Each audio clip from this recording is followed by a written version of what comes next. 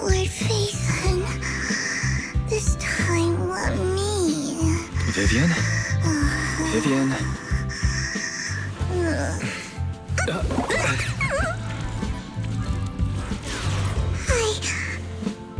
I didn't disturb your sleep, did I?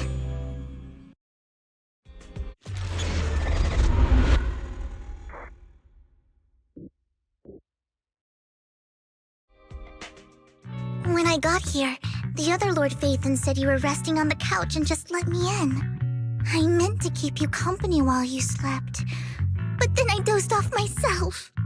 I was going to sit here looking super cute, hands cupping my face. You know, like the #1 sleepy face I want to wake up to pose. I can't believe I ended up falling asleep myself. Vivian, are you sure you're awake? That sounded like sleep talk. I'm sure sleeping in that position couldn't have been comfortable either. No, Lord Phaethon. I was just worried that I had disturbed your rest. Just being able to see you sleeping peacefully is already the highlight of my day. No, my entire month. Though it is a bit late, but... Good morning, Lord Phaethon. You're here super early today, Vivian. Is there something urgent? Mockingbird's death has stirred up quite the storm. I took some time to gather intel. It seems someone deliberately leaked the story that Hugo is an illegitimate child of the Ravenlock family, but I haven't found the source yet. Could it be Hugo's uncle, Hartman? Maybe he's trying to turn people against Hugo and Mockingbird by playing the illegitimate child card. I suspected that too. He could be using Hugo's background to make people believe Mockingbird is just another Top's pawn. To the upper class, Mockingbird may be insignificant, but it has a loyal following among regular folks. But after some digging, I was surprised to find that the public isn't turning on Hugo. They're actually starting to see him in a better light. Some people feel bad for him, some relate to his struggles, and Hartman's the one getting all the heat. Public outcry against Hartman is growing, with many believing he murdered Hugo for his own selfish gain. Tops is hosting an industry summit this week, a responsibility usually handled by the Ravenlocks. But my sources tell me another family has taken over this year at the last minute. If I'm not mistaken, Tops is intentionally keeping its distance from the Ravenlock family due to the current public sentiment. Based on our past experience with Hartman, he's not the type to sit back and let anyone mess with his power or interests. And that's what worries me. Hartman, in all likelihood, must have taken the sacrifice core. And now that he has this bargaining chip, who knows what kind of deal he'll strike with the Exaltists. Sorry for interrupting. Can I borrow Wise for a minute? Oh, no problem at all. I'm sure you have important faith in matters to discuss. Take your time. I'll just be waiting outside. Wait! Don't go outside, Oh, don't mind me, Lord Phaethon. I wanted to browse the videotapes anyway. I'll be right here. Just let me know when you're done. Thank goodness Vivian didn't walk out the main door. Lycon's been pacing around outside for like half an hour and scared off at least 5 customers. He's stressing over what he did to Hugo in front of Vivian, but he really needs to talk to us. Maybe you should go speak with him first? Sure, I'll go talk to him. At the end of the day, we're all after the same enemy. As proxies, we should become the bridge between them.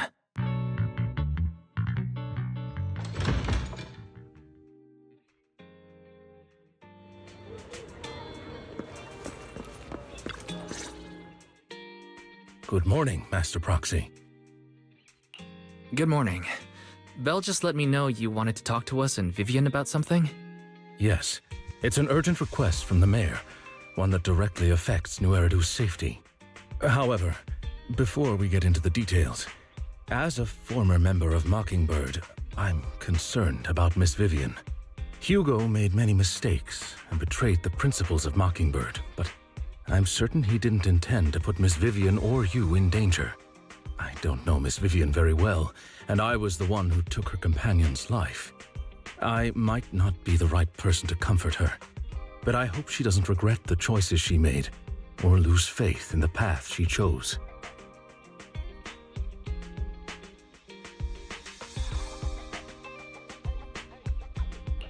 Vivian doesn't seem down at all. In fact, she's been actively gathering intel. I think she's handling this with even greater calm than I am. If you're feeling bad about what happened with Hugo, it might be a good idea to talk to Vivian directly. From what I've seen, she's not as fragile as you might think. That's reassuring to hear. I trust your judgment. You've always had a sharp eye for people. Would you mind coming in with me? I'd like to apologize to Miss Vivian in person. Sure, but just to be clear, I'm staying neutral and not picking sides. You both have your own stance on this.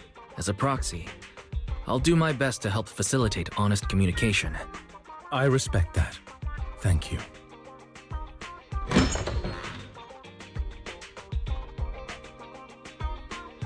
Miss Vivian, I'm very sorry about Hugo. You don't have to explain anything. I'm also part of Mockingbird. Mockingbird stands on more than just gain, so it won't fall when fortunes shift. Hugo had his fixations and ambitions. I also have things I must see through. I'm determined to get to the bottom of the Exaltists and the sacrifices. Miss Vivian, as a former member of Mockingbird, you have my deepest respect. You have my word, whatever comes next. I would never harm you or Master Proxy. As for Hugo, please accept my condolences. Condolences? That's not necessary. Mockingbird has plenty of tricks up its sleeves. This isn't the kind of act that ends so easily. Wouldn't you agree? You're right. I'm glad you guys are on the same page, but why do I feel like I'm being left in the dark? Master Proxy, I believe we all share the same goal. Uncover the truth of the Exaltists and the sacrifices. The Mayor has tasked me with inviting you to take on this mission, and hopes we can work together moving forward. If the Mayor wants to work with us, I trust he will demonstrate his sincerity in kind. Mockingbird will not serve as a pawn for the powerful. That will never change. Of course. While the Mayor cannot handle this personally, he will make sure we have all the intel and support we need. Miss Vivian, I know you have your own intelligence network, but for some high-profile shady dealings, perhaps the Mayor can provide you a different perspective. Please, take your time to discuss. If you're open to collaborating, I'll set up a call with the Mayor so he can speak with you both directly. Belle, Vivian, and I need to think this through carefully with everything at stake. It's not a decision we can make lightly. Of course, I completely understand. When you've made up your minds, you can find me at the Ballet Twins.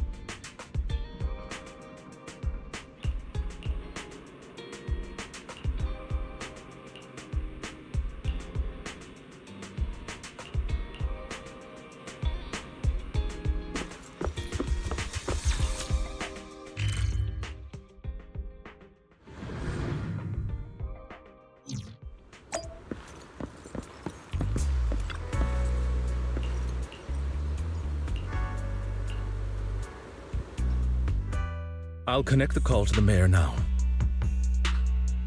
My dear friends, I'm glad you're willing to keep working with me. I'm truly sorry about what happened to Mr. Hugo Vlad. I didn't anticipate things would turn out this way.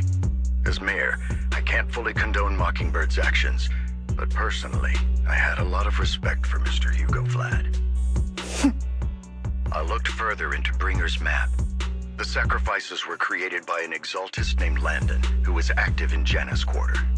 Mr. Landon passed away in an accident a few years ago. Before he died, he was researching sacrifices and was said to have created a batch of serum that could turn living people into sacrifices. The problem was, the serum wasn't stable, and after his death, the recipe was lost. No one knows what happened to the exaltist in Janus Quarter back then. But it's clear that after the leader died, there haven't been major exaltist activities in the area. Bringer's map marks the locations where the exaltists' most successful attempts at creating sacrifices were. The leader of the exaltists in Janus Quarter died a few years back, and they haven't been active since. Could it be that Hartman was just acting on his own? Unfortunately, that's not the case. My sources confirmed that Hartman had been secretly in contact with someone, and they only meet inside the Hollow. Is it possible it's someone from TOPS? TOPS is a huge alliance of corporations. They wouldn't bother getting their hands dirty. Instead, they just sit back and reap the rewards. Everything Hartman is doing is to secure his place in TOPS and strengthen his power within the Ravenlock family. If my guess is correct, Hartman has gotten in touch with the remaining members of the exaltists that used to follow Landon, helping them create new sacrifices. But what's in it for TOPS? There's no way the exaltists would just hand over their secrets about sacrifices to Hartman, right? A sacrifice outbreak would throw the city into chaos. And that's when TOPS steps in, taking control of the situation on their terms. The public will see the mayor as incompetent, while TOPS comes off as the real protectors of the city. And when that happens, public trust will shift towards TOPS. And Mr. Mayor, you might find yourself in an unfavorable situation. Still sharp as ever, Miss Vivian. So, what exactly do we stand to gain from partnering with you? Please don't tell me you're doing this out of some noble concern for your citizens. I'm not some hero of justice, and I don't believe in lofty ideals or empty promises. We have a common enemy. While our ideologies may differ, we can work together on this. And as proof of good faith, I may not know exactly where Hartman is, but I can fan the flames over Mockingbird's death and escalate conflicts within the Ravenlock family. So it was you behind the rumors. No wonder I couldn't trace the source of the public outcry. I'm not the one who started the rumors. I just helped them spread faster after they leaked.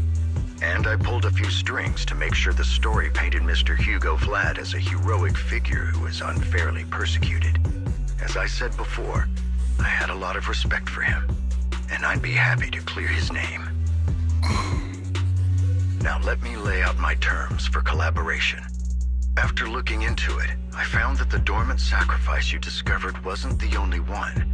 There are more places where sacrifices might be lying dormant.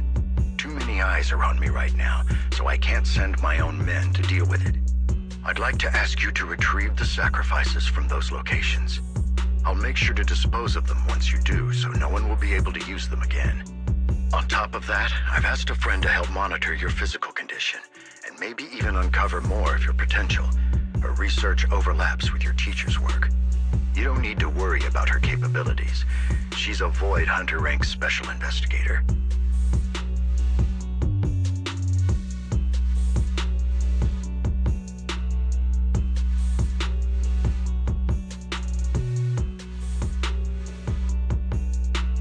Really? A Void Hunter rank special investigator is going to be assisting us? And she's involved in our teacher's research? That's right. She's heading to Janus Quarter for some business. I wanted to set up a formal meeting, but she declined. She prefers to assess things on her own, and will reach out when the time is right. She'll let you know the details then. So it looks like you both are on board with this commission and ready to help recover the sacrifices? Okay. This affects a lot of ordinary people in New Eridu. We'll do our best. I know you won't let me down. Given our positions, we might not be friends, but we're definitely not enemies. I'll leave the rest to you then. I've got to go. Goodbye.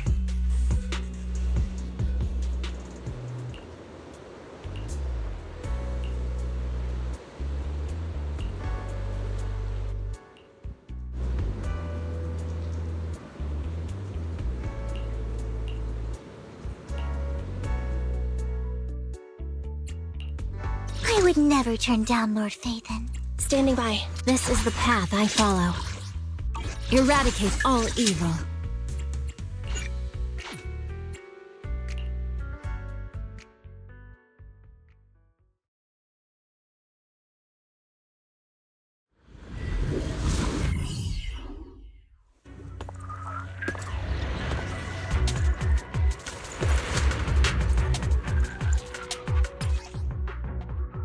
Lord Phaethon, thank you for trusting Mockingbird and me.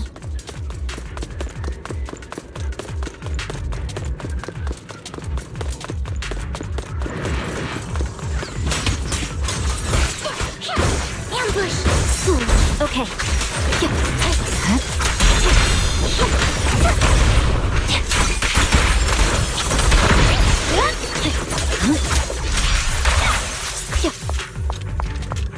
Allow me.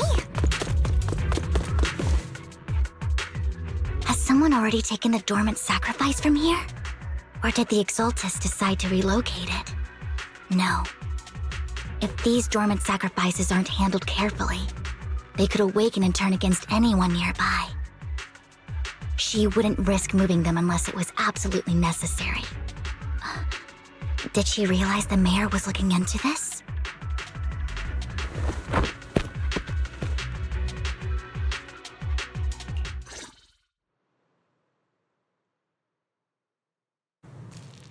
Did Hartman just make up this intel to get a shot working with us at Tops?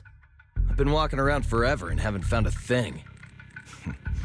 The Ravenlocks have always been a shady bunch. No surprise they've gone downhill over the years. I heard they were pretty loaded back in the day. What kind of business did they run? No clue. On the surface, their businesses seemed legit, but who knows what was happening behind the curtain. Probably something with the sacrifices. I mean, how else would he know about the dormant ones left around here for years? And he was so sure that even if those original sacrifices didn't work out, he had a backup plan. Backup plan? What could that be? Well, that's beyond me. I just happened to overhear something while I was next to Mr. Edmund one day. What's Tops planning to do with all these sacrifices, huh? For research? Do you think we'll ever have a normal life in the Hollows? Don't ask questions you shouldn't be asking. All right. There's nothing here anyway. Let's leave the Hollow and report back on what we found. And we'll make it just in time to clock out for the fieldwork shift. Let's get out of here first.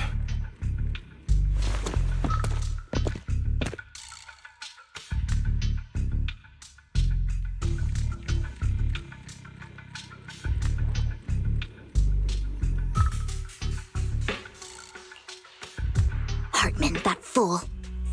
He'll do anything to get into Tops, even if it means playing with fire. She's an Exaltist. Human lives have never mattered to her. The more people get dragged in, the greater the danger. Vivian, you seem a bit frazzled. Who's this she you keep bringing up? I apologize for losing my composure. Please don't mind me. The she I'm referring to is with the Exaltists. Someone I have a history with. That's why the moment I heard about the sacrifices, I felt compelled to uncover the truth. I never meant to hide anything from you. It's just that, for me, the Exaltists bring back painful memories. And I'm not ready to face them yet. So, Lord Phaethon, please give me a little more time. Once I've gathered my thoughts, I promise I'll tell you everything.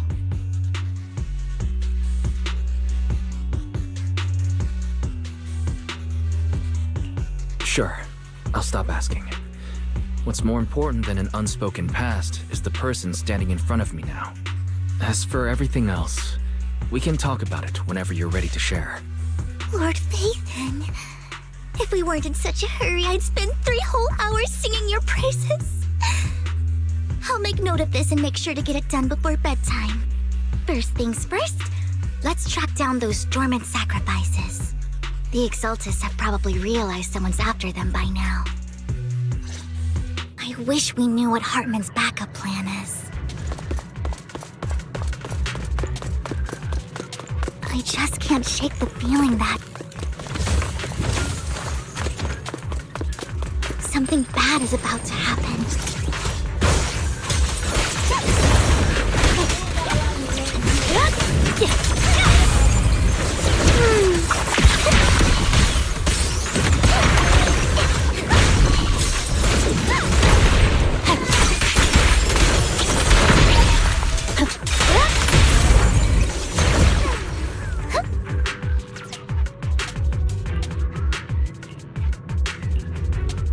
Hugo may have done terrible things, but he had his reasons.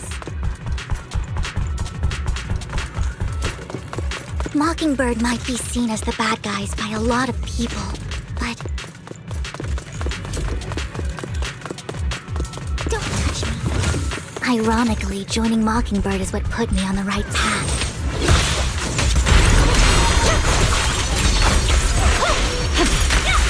For the first time, I'm needed for more than just nothing here either.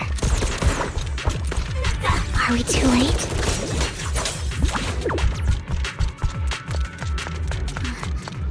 There's...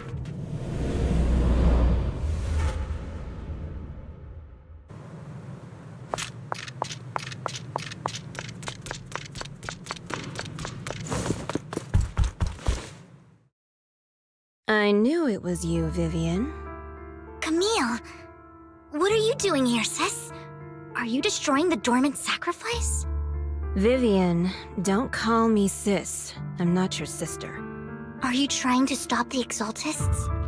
I never left the Exaltists. You know what Landon did back then! Lord Landon did it for the Creator. His methods may have been extreme, but they were necessary. Back then, you walked away. You should do the same now. We didn't meet today. Take your friends and leave. What's wrong? Are you being forced into this? I can help you. Help me? Like how you helped her? Vivian, you're crying. You see me, don't you? No, You haven't changed a bit, Vivian. No need to hide your tears. I know exactly what's ahead for me. You've made your choice, and I've made mine. One last piece of advice. Stay out of this. She loathes you. I won't tell her we met today. Don't show yourself around us again. Camille!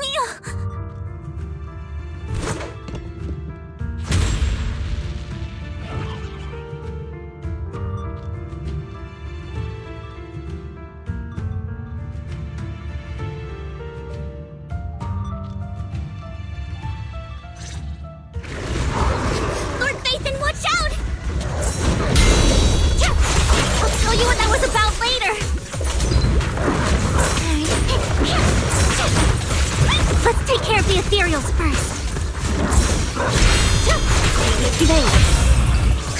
Out of my sight. Don't you know? Get my dress dirty and go.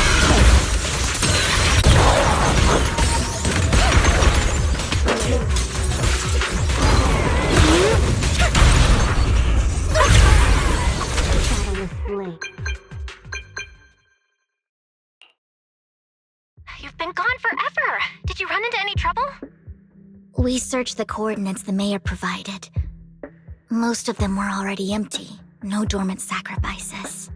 Camille, the Exaltists have been actively destroying the dormant sacrifices.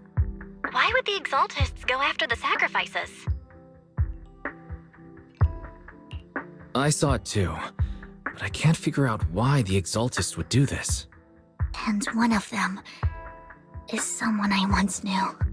I thought she would leave the Exaltists after Landon's death, but she stayed.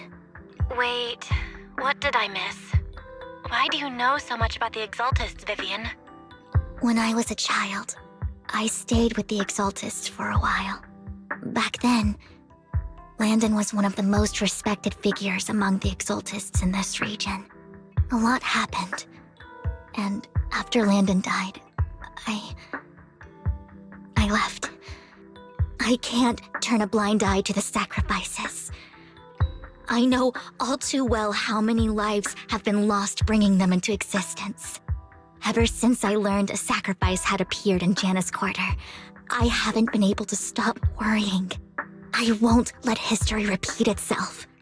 That's why I asked Hugo to investigate, starting with the Sacrifice Corps. Vivian. Please stop. I'm not looking for comfort. I'm just recounting the story for you to understand the situation. We've got bigger things to focus on. But when I do need comforting, I'll come straight to you. I hope you'll make time for me, Lord Vathan. Just so you know, I'm not the easiest to console. Absolutely. If you're feeling down, we'll be here for you.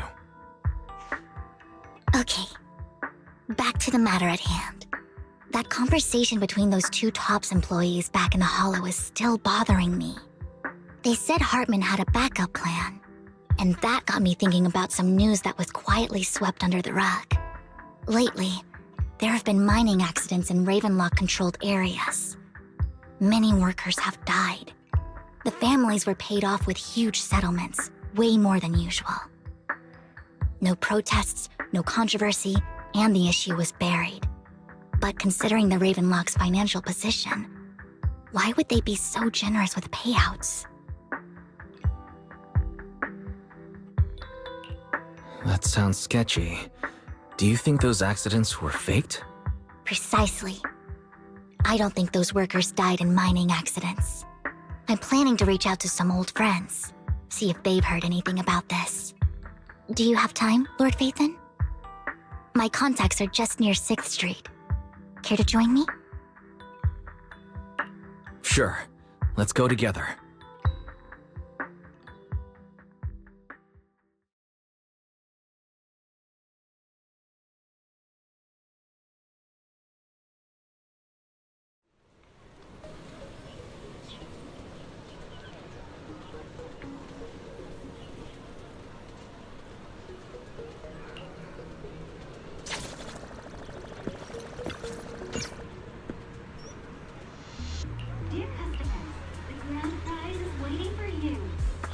An old friend of mine said she has some new intel.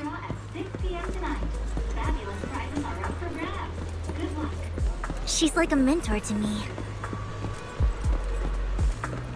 I learned a lot about data scraping on the internet thanks to her.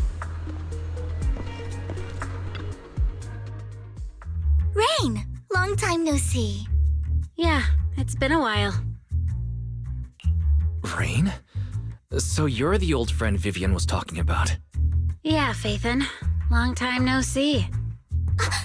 Rain! You actually know that Lord Vathan is Lord Vathan?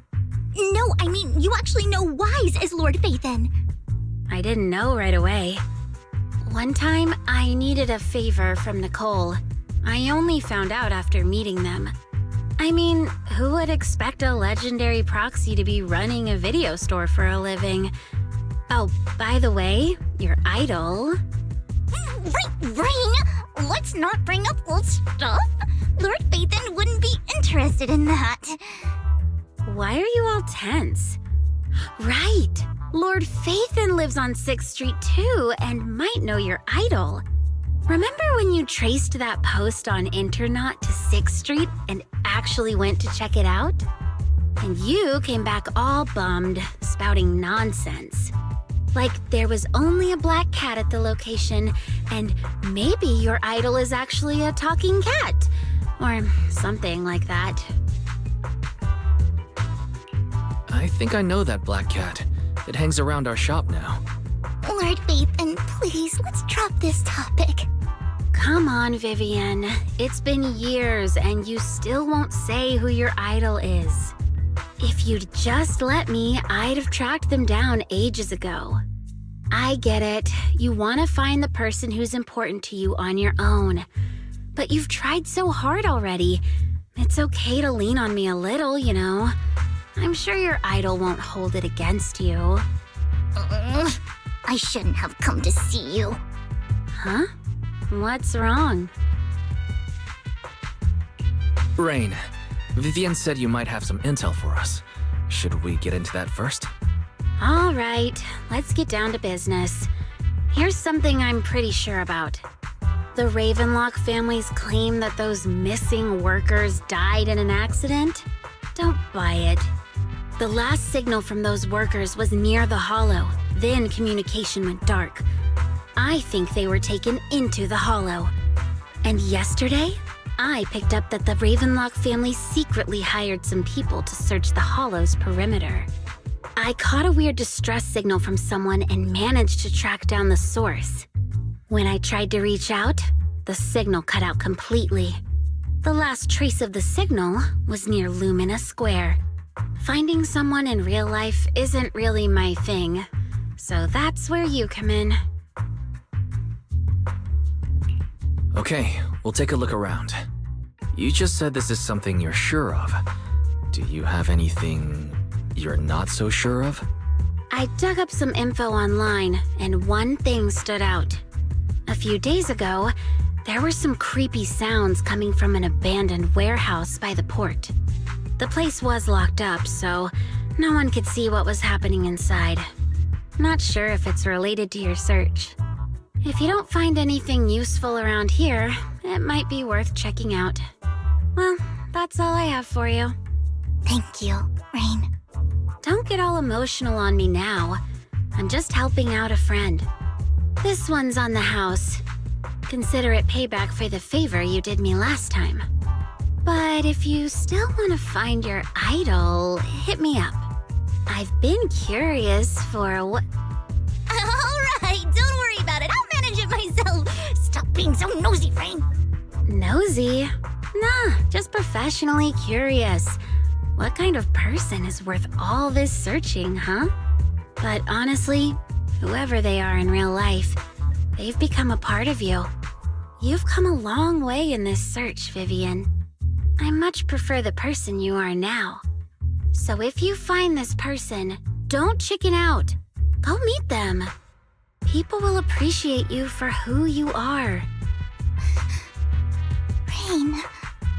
I might not care about the real world or what it'll be like, but I hope everyone I know can live a good life. I'm counting on you to save the world, guys.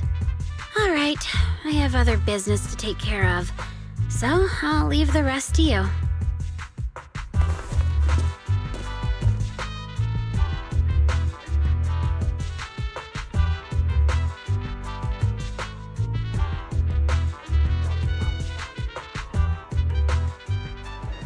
Lord Phaethon, please pay no mind to what Rain said.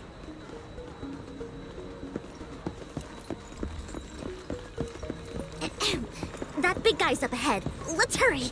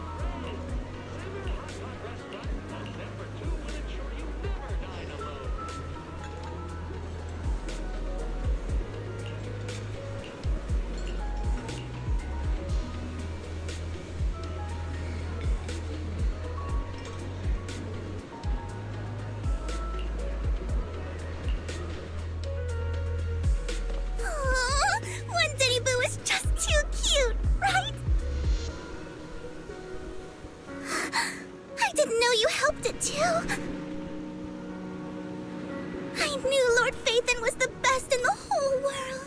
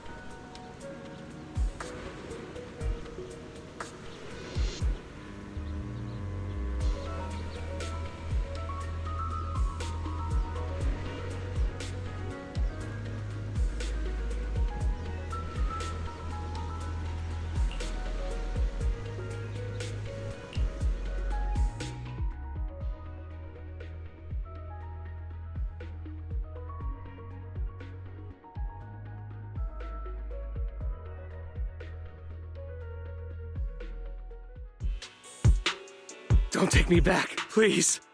I was wrong. I know I messed up. I don't want your money anymore. Please, no.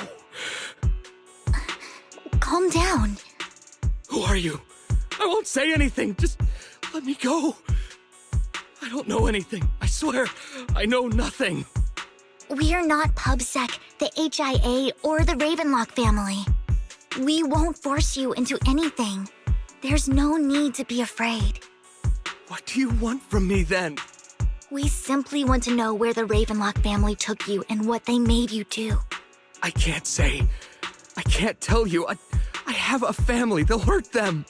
You never saw me. Please, just stop asking. Don't you wish to see your family?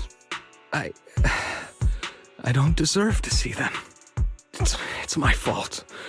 I was greedy. I did this to myself. But your family must miss you dearly. I'm sure they won't blame you. No, it's my fault. It's all on me. I don't want to drag them into this. If the whole ship is sinking, no one on board can escape. I'm just a nobody. And right now, there's nothing I can do to change anything. If you care about your family and friends, now is your chance to stop the disaster before it's too late. Even a butterfly flapping its wings can send a tsunami surging across the ocean. No one knows how this will turn out. But if you do nothing now, the only thing waiting for you at the end will be regret. We're not here to turn you in, and we won't force you to confront them. You'll be safe with us. I'll help you return to your family. But you must tell us precisely what happened. Hartman offered a huge amount of money, looking for workers to go into the hollow to guard something. The money was way too good. We all kind of figured something wasn't right. I thought it was just smuggling or guarding some kind of illegal ether resources, so I signed up.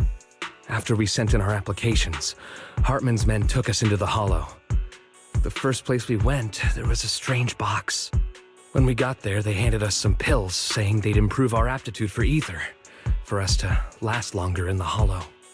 But after I took them, everything went fuzzy. Something was definitely off about those pills. When I woke up, I saw my coworkers dead in front of me. And there was blood all over my hands. They said something about me being a good experiment, moved me somewhere else, and locked me up. They wanted to inject me with something. I got scared and didn't know what was gonna happen. But then a blonde guy found me, gave me a carrot, and let me go. So I escaped. I didn't want to kill anyone. I don't know. It wasn't your fault that your coworkers died. You were just a tool in their hands. Do you remember the place they first took you? Do you know what was in that box? I only remember the first place was like a rooftop. I think it was on top of a tall building. What exactly was in that box? I can't remember. I'm not lying. Those pills they gave us, they make you hallucinate. I took just one and my mind felt like it wasn't my own. My memories turned into a blur. I'm telling the truth. I'm not trying to run from my mistakes. I just really can't remember what happened. I know you're not lying. We'll arrange for your protection. You can rest easy and recover, and your family won't be dragged into this. Once this is all over, you will be able to reunite with them.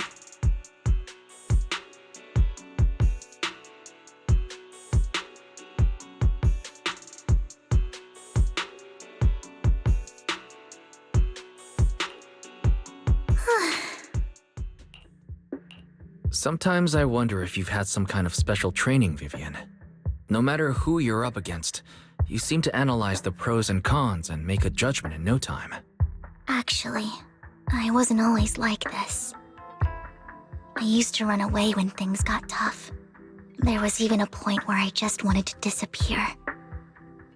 As if my very existence was the source of suffering. I wondered. Perhaps leaving it all behind could put an end to the pain. It's hard to picture that. My first impression of you was pretty, assertive. Well, I was on a mission at the auction when we first met. And just as Rain said, I've come a long way from who I used to be. Speaking of Rain, it's quite a coincidence that you two know each other and are actually close. You even know one Denny Boo. That surprised me. We might have crossed paths without even realizing it. Enough about me. Tell me more about you, Lord Phaethon. Where have you been? And what have you experienced? Looking back, it feels like I've been through a lot lately. Belle and I even lost our Phaethon account. It's a long story, starting with how the Cunning Hares took something from the Red Fang gang.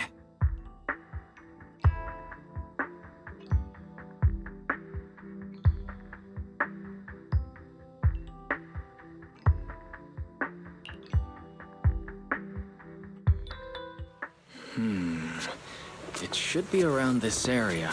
Belle told me there's a highly rated store here.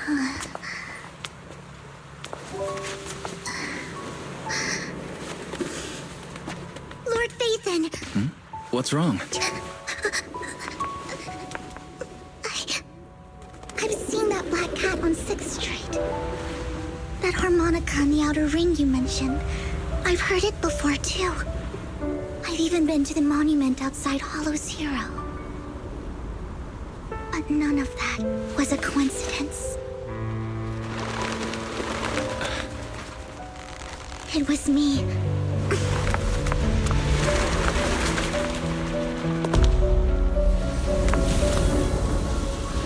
Following you, and now I've finally made it to your side. Ever since I was little, I had been seen as the bringer of bad fortune. I had traveled to many places and witnessed far too much misfortune. Every tear I shed brought disaster. I've heard too many curses to count. I loathed my tears as much as I despised my own existence. Wherever I stayed, tragedy followed. I had roamed too many places, and each time, it ended the same way. I didn't know where I could go anymore. One night, I stumbled upon a post discussing me. Whether they knew me or not, everyone seemed convinced that I was the source of the curse. Some mocked me with cruel intent. Some wished I would vanish, and others speculated maliciously. It really seemed that my very existence was a disaster. In that moment, as darkness enveloped the city, I saw lights flickering to life all around New Eridu. So many lights, and not knowing where to go, I thought, if only I could disappear into those lights. I made up my mind, and right then, my phone rang. I decided to take one last look. I wanted to know who left me my final message from this world. It was you, Lord Vathan. Huh? Me? Yes. And I checked with the other Lord Vathan. You were the one using the account at that time. But I know you probably don't remember it. After all, it was just an ordinary day, with an ordinary post and meaningless comments online. But for me, it was the night I finally realized where I could go. I wanted to walk the paths you had walked, see the sights you had seen. And then, one day, share it all with you, face to face. So, I have to ask, what exactly did I say in that reply? Well, you'll have to figure it out for yourself. I'm not telling you. You're putting my memory to the test. So, Lord Vathan, thank you. Not only for that comment you made that day, which was a silver lining for me, but also for giving me the courage to become who I am today. The Vivian standing right in front of you now. Lord Vathan, I truly like who I've become.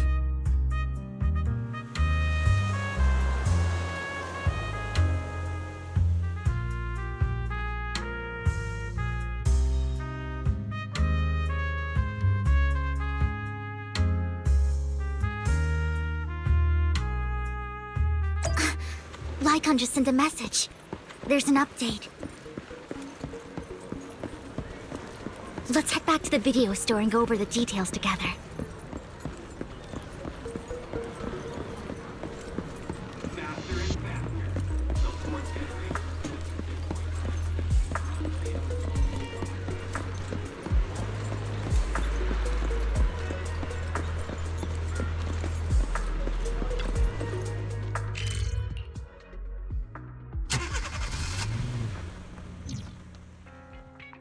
Wise, you're back. Looks like Lycon's tied up with something. He said I should just chill until you're back, and then we can talk online. I'll call him now. Master Proxy, Miss Vivian. The gentleman Rena brought back has stabilized and calmed down now. Based on his account, we've identified where Hartman is hiding the core. He also mentioned that Hartman plans to trade the core with a group of people.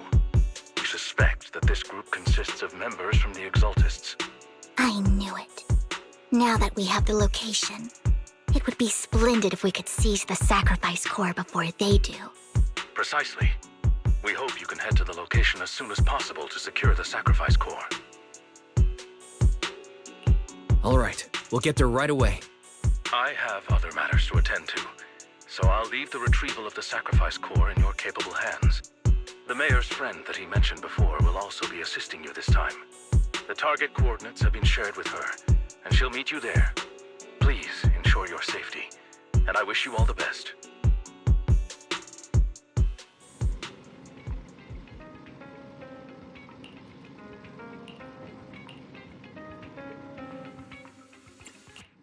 Good day. Ready for combat. I would never try. Has made Rena and Standing by. eradicate all evil. This is the Strike!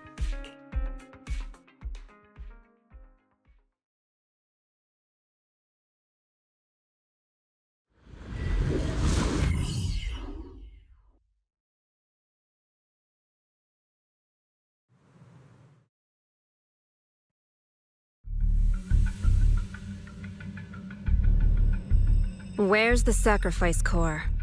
Camille, you really think I'd stroll around with something this important?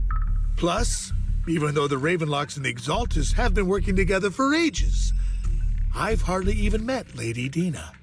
I'm the one offering the sacrifice core here. I'm curious what Lady Dina's got lined up for me in return? I'm just here to verify that the core you mentioned is real. Once that's sorted, Lady Dina will give you a proper response. Our partnership isn't just talk. We need to be sure you have what we need before moving forward. Sure thing. I'll take you to where I keep the core. Once you verify it's legit, have Lady Dina come over. We'll lay everything on the table face to face. All right, lead the way. It seems Hartman is trying to bargain for more. What a greedy and insatiable man. It's just that... why would they only send Camille for something as important as the sacrifice core? And I can't shake the feeling that Camille doesn't want Hartman and Dina to meet. Why is that? So this Dina they were talking about, is she the leader of the Exaltists? Kind of. Lord Vathan, I really think we should hurry. We must get to where Hartman keeps the core before anyone else does. I've mapped out a shorter route, but there will be ethereals along the way. I'll leave the fighting to you, Vivian. Don't worry, Lord Vathan. You're in capable hands. I'll ensure your safety.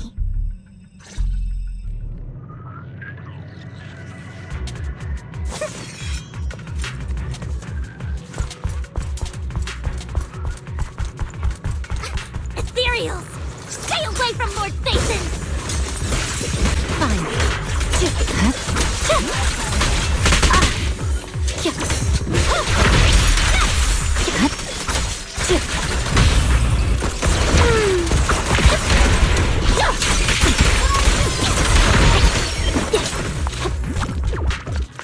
Looks like Hartman's trying to negotiate for more leverage.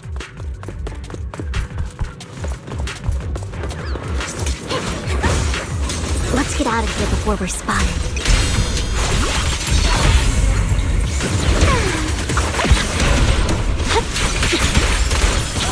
Let's keep moving, Lord Vathan.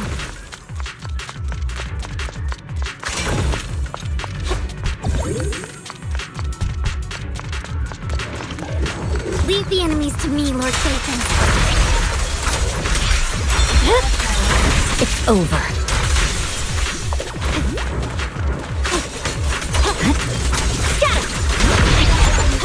Watch out.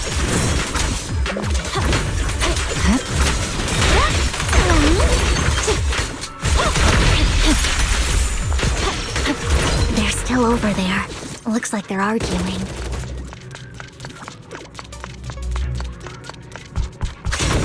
This is our chance. Let's hurry. No matter who has the sacrifice core, Hartman or the Exaltists, it would be really dangerous.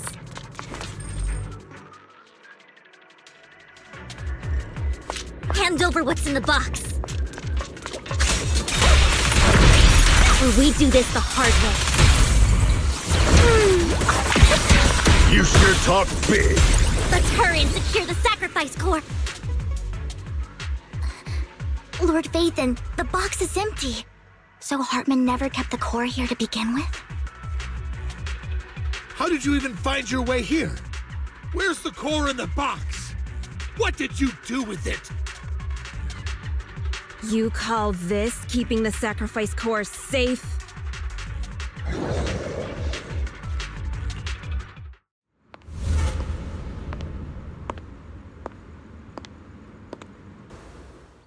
Vivian, it's been ages. Dina! Oh my, you actually remember me. So sweet. Look at you, thriving. I thought you'd totally forgotten about our past. So, tell me, do you ever dream about the people you've killed? Are they crying in your head all night? Back then, I had no idea. You had no idea? While you were soaking up all that love from your daddy and everyone else, you had no idea what was going on. I wasn't... Lady Dina, Miss Vivian didn't actually... Camille, when did I say you could meet up with Hartman today? I just wanted to make sure the sacrifice core is legit. I was worried Hartman might try to pull a fast one on us. Really? So loyal. I thought you'd be more like the old days. Just a few words from Vivian, and you'd be plotting my demise. Just like what you did with Father. I won't, Lady Dina. Don't even think about betraying me, Camille. You owe me for what went down back then. However, I do understand your worries. This core, it's fake. No way! I got this straight from Hugo! It can't be fake! How can you just claim it's fake without any proof? Ugh, seriously?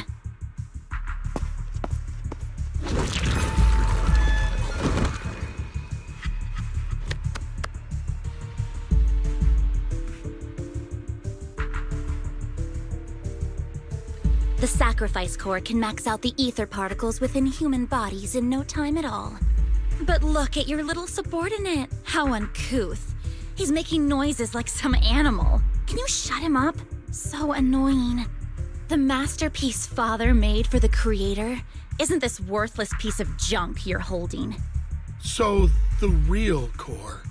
Vivian, where do you think the sacrifice core is really at? I don't know. If I knew where the real core was, I'd destroy it without a second thought. Dina, you understand what the sacrifices are, and you know those who were blessed should not have to endure such horrors. Oh, they shouldn't have suffered those horrors. Weren't you the one who decided if they'd be blessed or not? If it weren't for your tears, how would they have encountered such misfortune? How self-righteous, Vivian. Their fates were in your hands. It was you who brought disaster on them. Landon just needed an excuse. He needed someone to blame.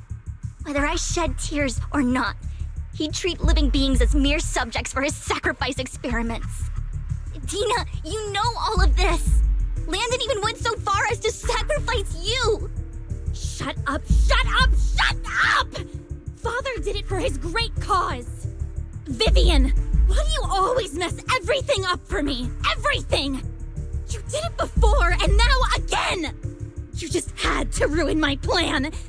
I was so close to fulfilling Father's last wish.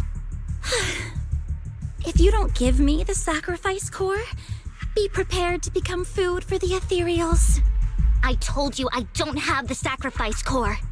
Otherwise, I would have destroyed it already. Lord Phaethon, find the right moment to retreat. She can be quite unpredictable when her temper flares. Oh, really? You don't have it? Then I suppose there isn't a reason to keep you alive.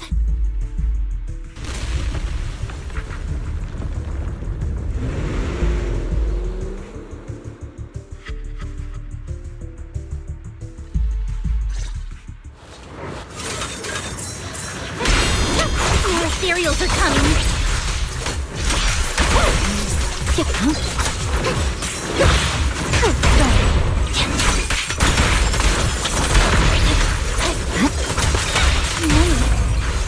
chance to get out of this! My blink strike!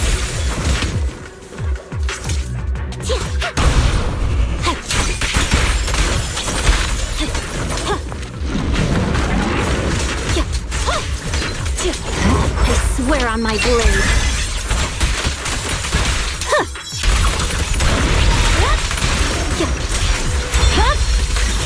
Weakling. How do you know? Keep my dress dirty and look pale.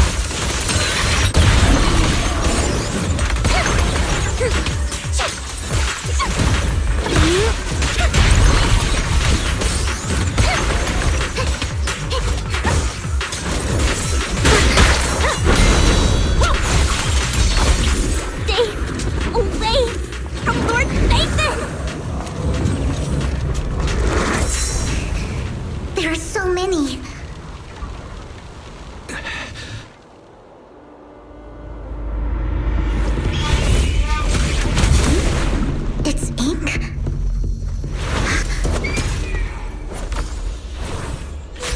Shun Palace, good fortune, closed gate, safety.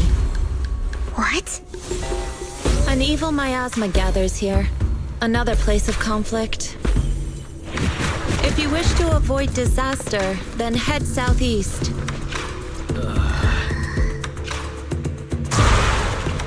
Now!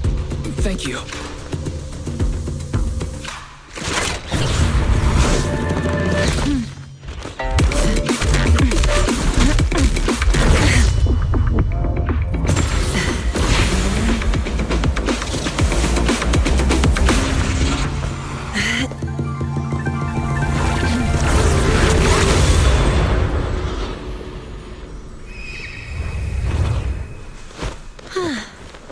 Finally, peace and quiet.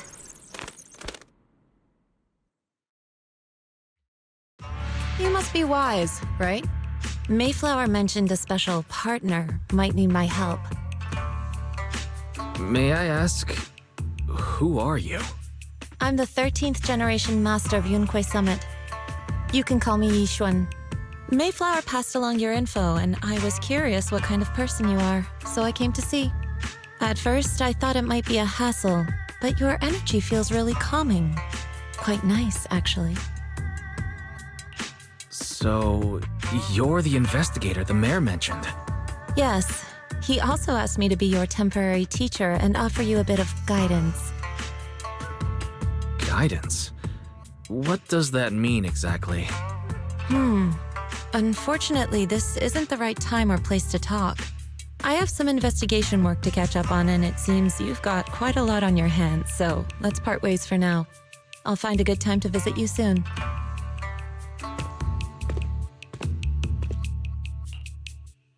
I'm so sorry, Lord Vathan.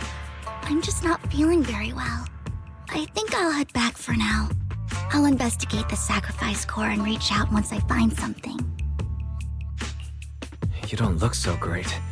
Let's get out of here and figure things out later.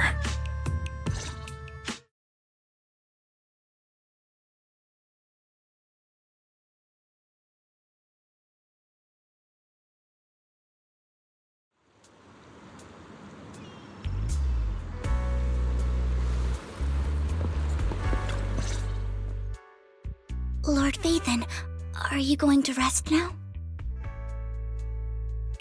I can head back later, Vivian. You seem a bit off since we left the Hollow. If you want to talk about what's bothering you, I'm here. Sometimes it helps to get it out. I didn't mean to keep my past from you, Lord Vathan. When I was little, people thought I brought misfortune, so no matter where I went, no one wanted me around for long. Then, one day, Landon adopted me and brought me to the Exaltists. There, I met Dina, who was so kind to me, treating me like a dear sister. She told me her father, Landon, was a great man who'd one day make everyone stop fearing the Hollows, so all life could live freely inside and outside of them. Dina helped Landon pick people for the blessing, and everyone in the Exaltists respected her greatly. Those who received the blessing would have a better ether aptitude, allowing them to enter the Hollow freely without fear of sudden disaster. Back then, Dina would chat with me every day, always about the Exaltists and her father. But things between us shifted when Landon asked me to step in for Dina. Landon told me I didn't only bring misfortune, and that if I listened to him, I could actually help people. After that, he'd take me to meet people, and if I shed tears, he'd give them a blessing medicine. Those who got the blessing could dodge calamities. At first, I was ecstatic, thinking I could help others. I shared my joy with Dina, but that was when she started to pull away from me.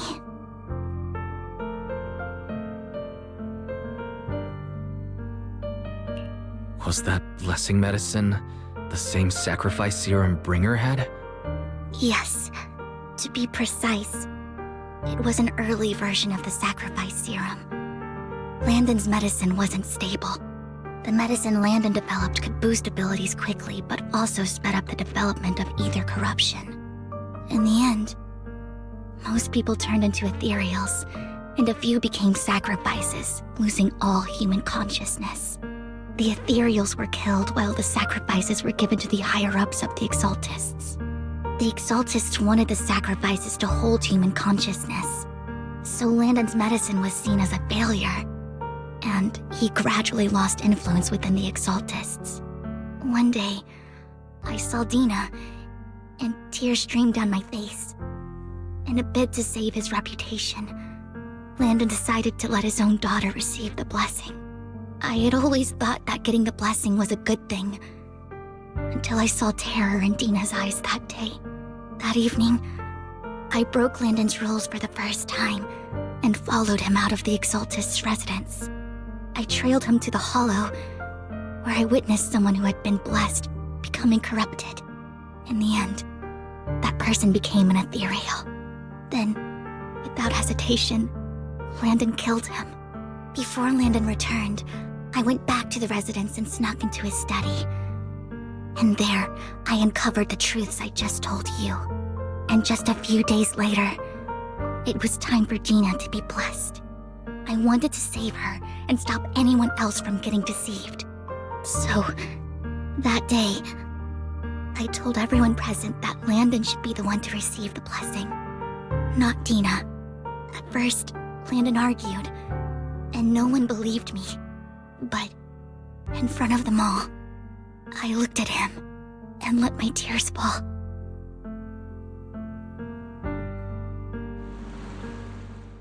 Lord Landon, please accept the blessing. Vivian, you... Why won't you accept the blessing? Were you lying to us? Ungrateful fools! You have no use anymore! Liar! Run! Run! Dina! Dina, wake up! We have to go! Vivian? What's happening? Listen to me! Lord Landon's so-called blessing isn't...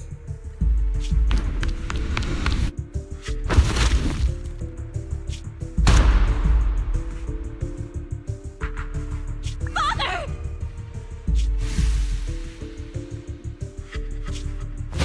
No, I was just... Mom, I want to go home. It's got nothing to do with us. This is just what happens when you don't accept the blessing. Vivian, was this you? Dina, I just didn't want you to accept the blessing. Everyone who does ends up...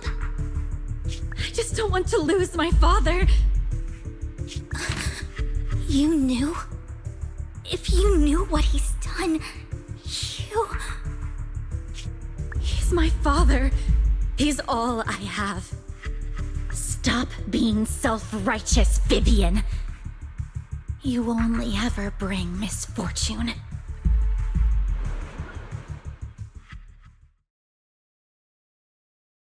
I thought once Landon was gone, Dina would leave the Exaltists. I never expected her to continue his research, or that Camille would stay. Camille lost her entire family in a hollow disaster, so she's always supported the Exaltists. She's not a bad person. She's just someone searching for hope. She joined the Exaltists very early on, and even watched Dina grow up. That day, she was just so desperate to save Dina that she... All these years, she's been following Dina, taking care of everything out of guilt, I think. But I didn't just fail to save Dina. I trapped her. I see misfortune approaching, but I can never change its course or avoid the bad ending. Maybe I really am a bringer of misfortune. No, you're not the one causing trouble. Whatever went down with the Exaltist, it was Landon who was pulling the strings. As for Dina and Camille, they knew the truth and they made their choice. The Hollows and the disasters they caused took more than just their loved ones. Not all survivors cling to obsession and hatred like those two do. Lord Phaethon. You need to believe in yourself, Vivian. From what I can see, you're handling the sacrifice crisis pretty well on your own. Besides, you told me you really like who you've become. I hope that you can believe in that, at the very least. Yes, that'll always be true. Thank you for listening to my story today. Years have gone by, but I've never had the courage to face all this. Maybe Dina and I were meant to meet today, so I could finally spill it all out. It lightens my heart a little. Lord Phaethon, you truly are a wonderful listener. Not just today. Whenever you're feeling down, know that I'm here for you. I will. It's been such a long day. You must be exhausted. I'll track down the location of the sacrifice core and let you know what I find. Good night, Lord Phaethon.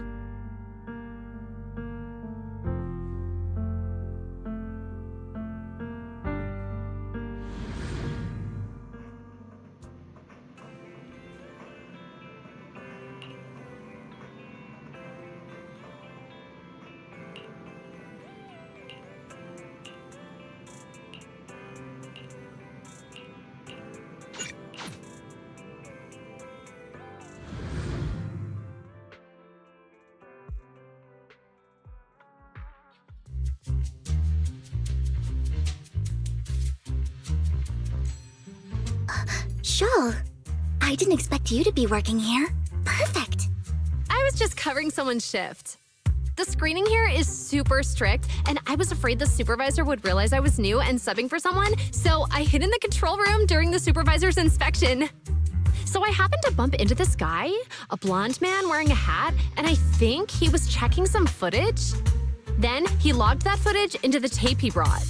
Later, I found that part of the footage had been wiped. Blonde, wearing a hat. Could it be Hugo? Do you know him? I think it's him. If it were Hugo... I think I know where he would hide the tape. Thank you, Shaw. You were a big help. Great! You also helped me a lot when I started working. I used to make mistakes all the time. If it weren't for you cleaning up my messes, I would have been fired ages ago. So I'm happy I could help you too. All right, go ahead and do what you need to do. We'll catch up another time.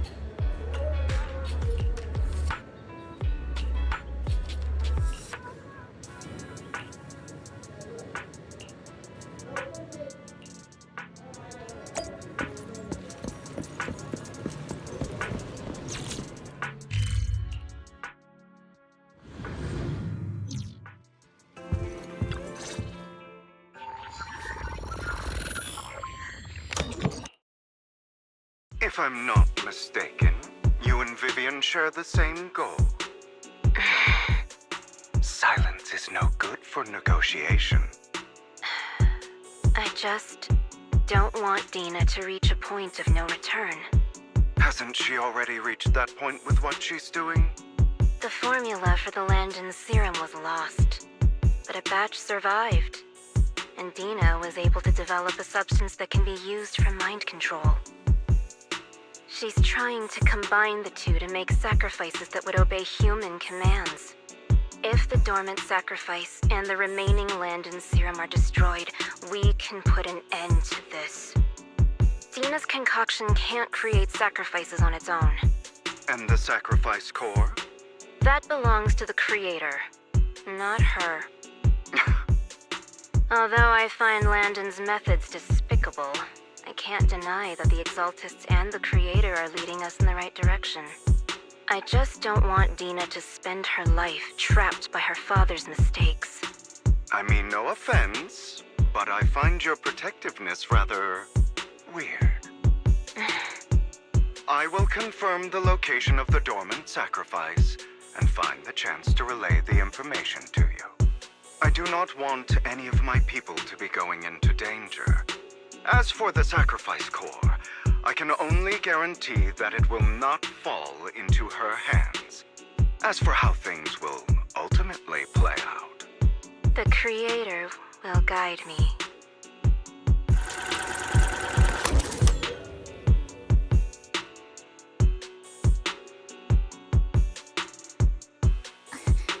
Camille was actually destroying the dormant sacrifice? Compared to Camille's motives, I'm more concerned about whether Hugo has more plans lined up. Hugo... he... Wise, Lycon just sent a message saying he's got something urgent that he needs to talk to us about now.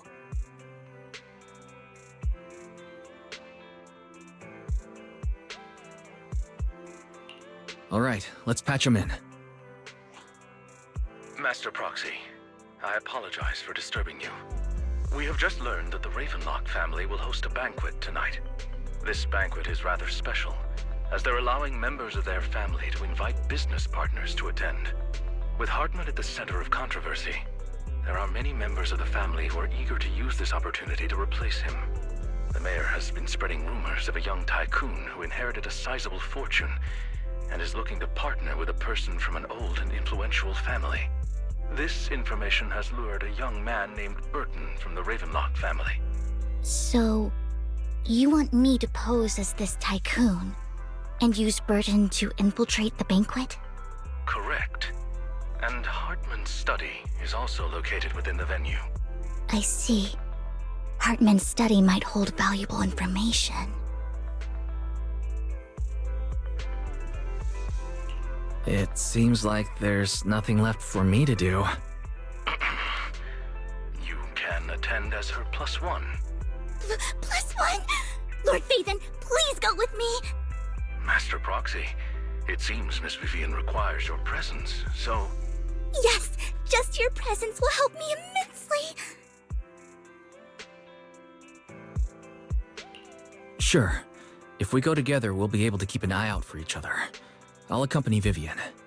I'll send you the time and place for the meeting with Burton. If you encounter any danger, please evacuate immediately or contact me for backup. I hope everything goes well for you tonight.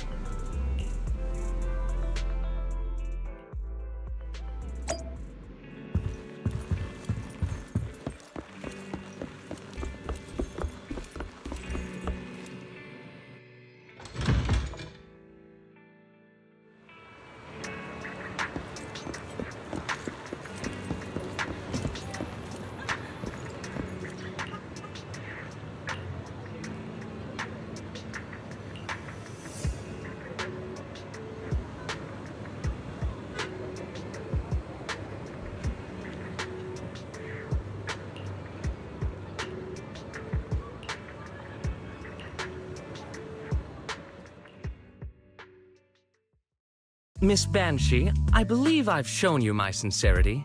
Now how about you? Sincerity? My presence here is a show of sincerity. If we're to work together, Miss Banshee, you should drop your pretentious act.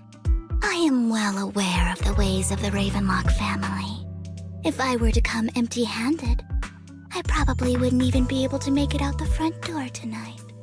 Since I agreed to come with you, and even brought along my most precious companion, does that not show my deepest sincerity? No need for such an off-color joke. Our door is always open for those coming or going. We both know what's what, so let's cut the small talk. I know far more about how the Ravenlock family made their fortune than most here. I am also well aware of why Hartman, despite such a massive scandal, still remains in power. Oh? Do tell. Exaltists, blessing, sacrifice, Landon. Where would you like me to start? How did you know that? No, who are you? Don't be so tense. If I'm not mistaken, it's about time the banquet began. My companion and I are practically famished. Is this how you treat your guests? By letting them starve? Perhaps when we've had our fill, we'll remember where the sacrifice is hidden. You know where the sacrifice is? So, can we go get something to eat now? And I'm also looking forward to receiving a special dessert from you. We can discuss what you wish to know while we enjoy dessert. Of course. I wouldn't let such an important guest discuss matters on an empty stomach. As for dessert, I will prepare it myself, and I guarantee it will satisfy you. I'll come find you later. I wish you a pleasant evening.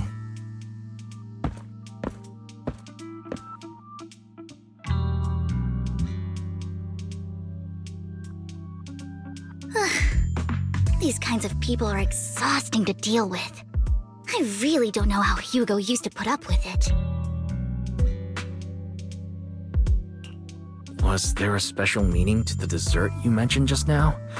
I thought he'd stay for longer, but he left once you said that. Hugo taught me that bringing up dessert in such situations is a way of telling the other party they need to offer more.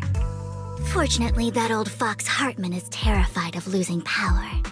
He's definitely keeping the destruction of the sacrifice and the fact that the sacrifice core is fake hidden from the other family members. Otherwise, Burden wouldn't have been so willing to raise his offer. Lord Phaethon, let's find Hartman's study when the banquet is at its busiest. All right. I've already taken note of the surrounding terrain. Once more people arrive, we'll enter the garden through the door in the corner of the banquet hall. Wherever you go, I'll follow, Lord Phaethon.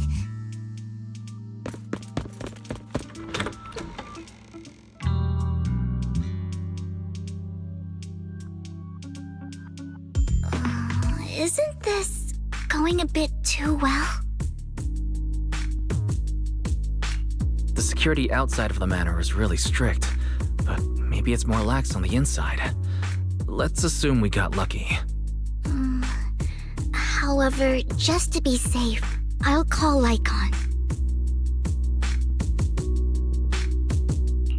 Let's check Hartman's recent correspondences for clues. I still have concerns about the sacrifice core. Right. Though the core he gave Dina was fake, Hartman might have left a trick up his sleeve and hid the real one. Then let's split up.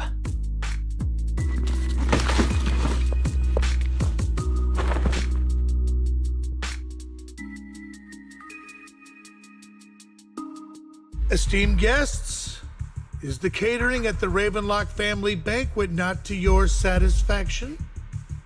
So much so that these two distinguished guests felt the need to come to my humble office to scavenge for food. Don't want to come out? Well, after all, you don't have long left. Burton, that greedy idiot, fell for the mayor's trap. But I never expected that he would bring you into my territory. I suppose I should thank him.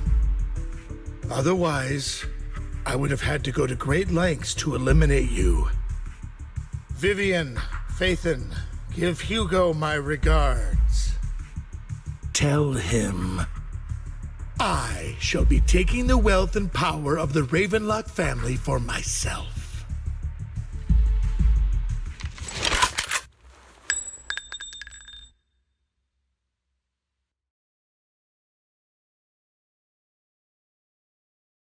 The bullet?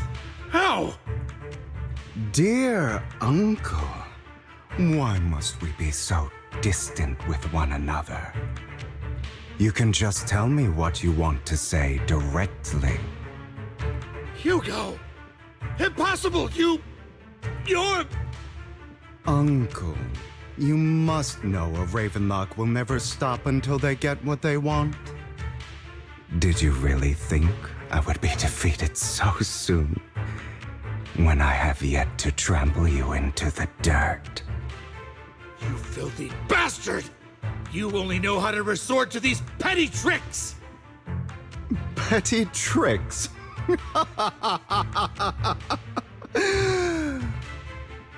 Perhaps you'd like to know what I managed to accomplish using this faked death of mine.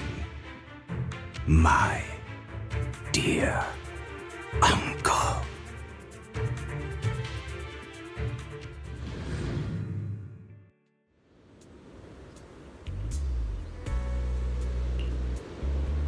Faking my own death.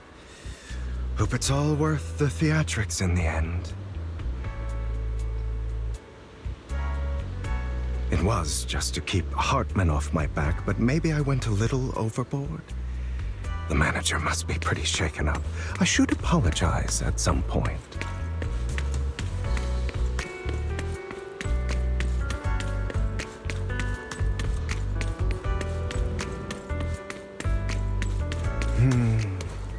Guess I'll also bring Lycon along. He's my partner in crime, after all. You're taking longer to rest than I expected. Lycon, you think too highly of my physical capabilities. Well, thank you for your cooperation. I must say, if nothing else, at least your acting skills have improved. Why do you look so angry? You should be happy. We pulled that off together with flawless teamwork and managed to fool everyone. Drop your foolish facade. I'm glad you still remember the code we set all those years ago. And thank you for ensuring your sleight of hand didn't deteriorate. Oh, right. I should also thank the blood bag hidden in my clothes and our other props. Do you remember when we last used this trick? It was probably ages ago. Sometimes I really don't understand you.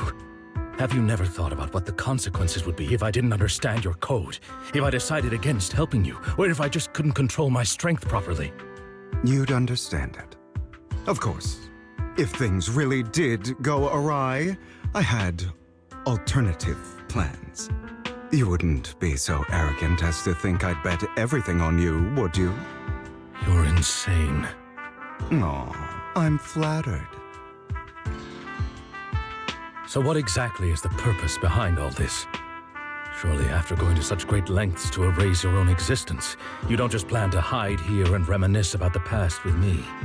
Don't try to brush this off. I've already helped you enact your plan. Tell me the truth. Don't get your tail in a twist. I have more plans that require your assistance, so naturally I would not hide anything from you. Simply put, as things stand, whether as Hugo Vlad or as Mockingbird, I am doomed to die. Seems you've made quite a few enemies. As a member of the Ravenlock family, I negotiated with Edmund and managed to obtain resources from Tops for my future plans. I also confirmed what attitude they held toward your master, the Mayflower family. Meanwhile, I used my identity in Mockingbird to strike a deal with Hartman and gather information on their collaboration with the remnants of the Exaltists. That's where I got my intel on what Bringer left. Oh, by the way, the crime declaration letter that your dear mayor received, that was also sent by yours truly. He's probably figured that out by now, right? Though I'm not sure if he told you. The mayor learned about the sacrifice attacks through his own means, but lacked an opportunity to take action. That warning letter was precisely what he needed. You aren't hopeless yet. How delightful.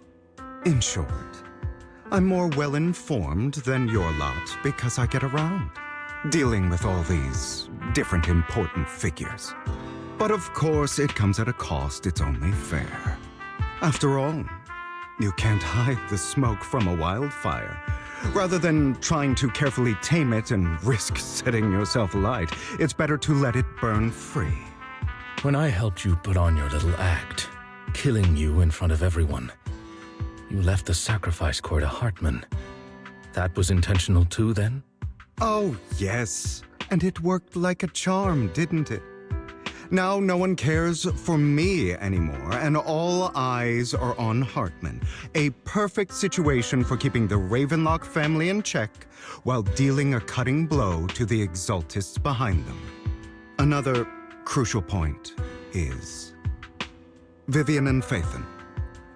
I must sever any ties they have with me or Mockingbird.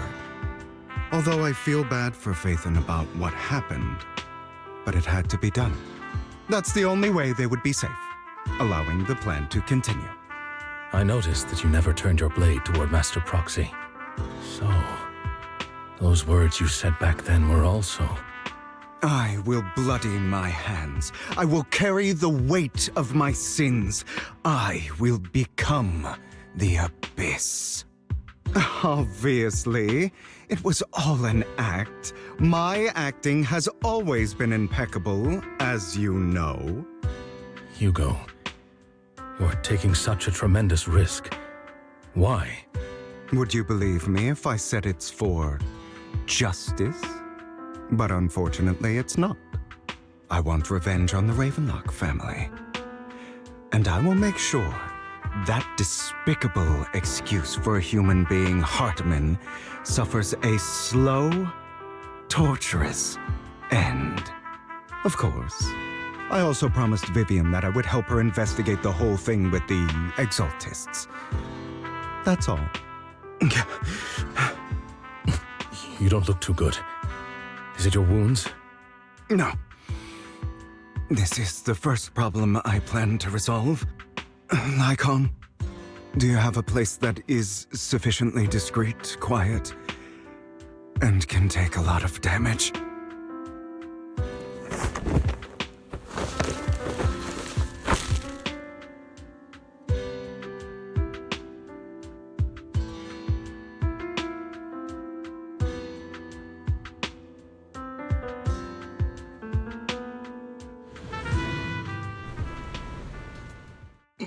What exactly are you doing? Don't look at me like that. If I didn't have to do this, I wouldn't. Hartman recently obtained a bizarre substance, most likely from those crazy Exaltists. After use, it allows control of the victim's mind, to some extent. You were dosed with it? To be more precise, Lycon, I deliberately allowed Hartman to put this drug in my cup to facilitate our previous collaboration.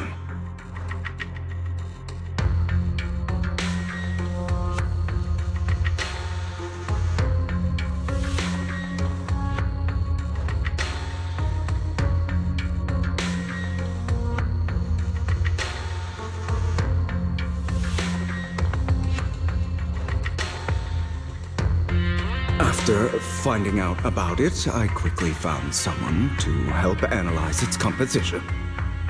The good news is he gave me a very low dosage, perhaps because he was afraid I might notice.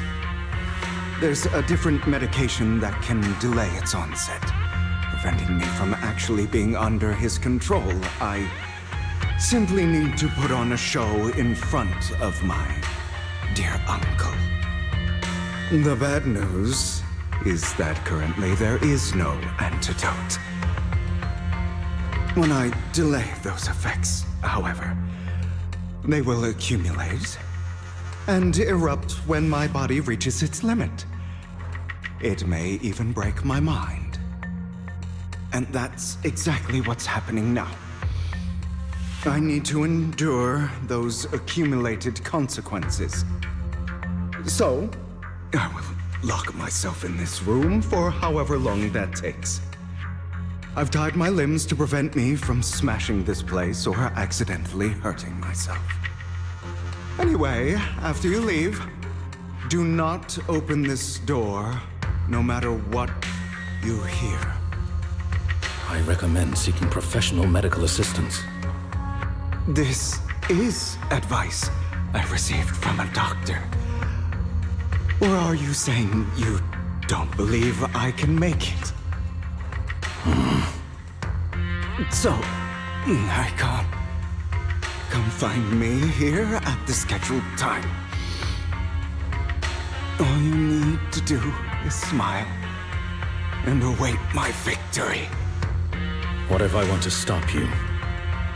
You know you won't succeed. You never have. And you never will. Well, time is short. Let's begin. I understand. Don't die, you stupid bastard.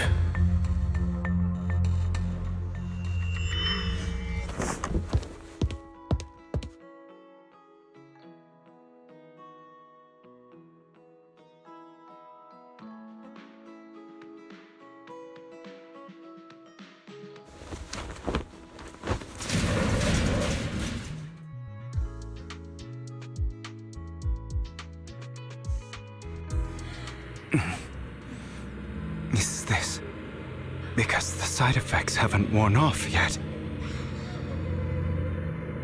The icon's late. I'm surprised. Or is something wrong with time itself? Looks like someone's over there. Might as well go ask.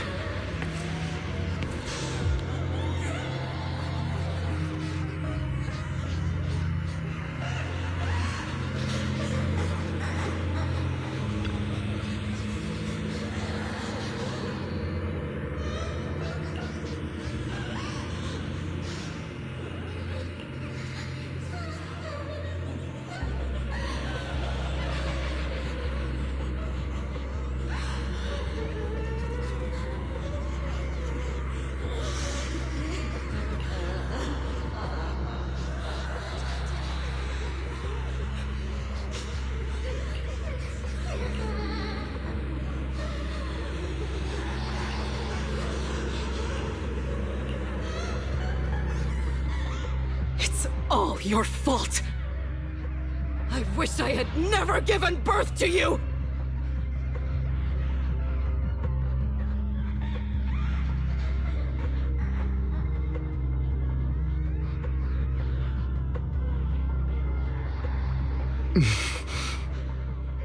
Oh, everything will get better if you just die, right? If you die, he'll come back. We'll have another, more perfect child. One who will inherit the Ravenlock family bloodline. Then I'll be able to escape this pain. So, Hugo, for the sake of Mommy's happiness, just die, okay?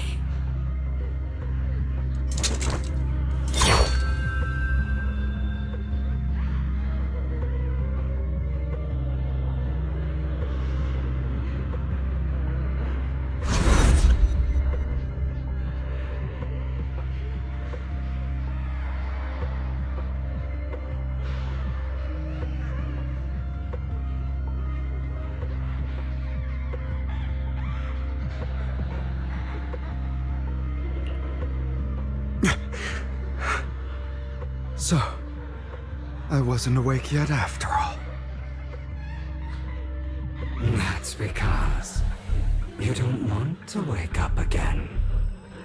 Who are you? I am you. Hidden deep within your heart. Your most true self. You want to kill her, don't you? Your so-called mother. Every time she beat you without reason, when she tried to gouge out your eyes, when she sold you into that hell, laughing all the while. You wanted to be the one to end her life. Why not admit your hatred? As you are, you can hunt her down and make her pay for the living hell of a childhood she made you suffer.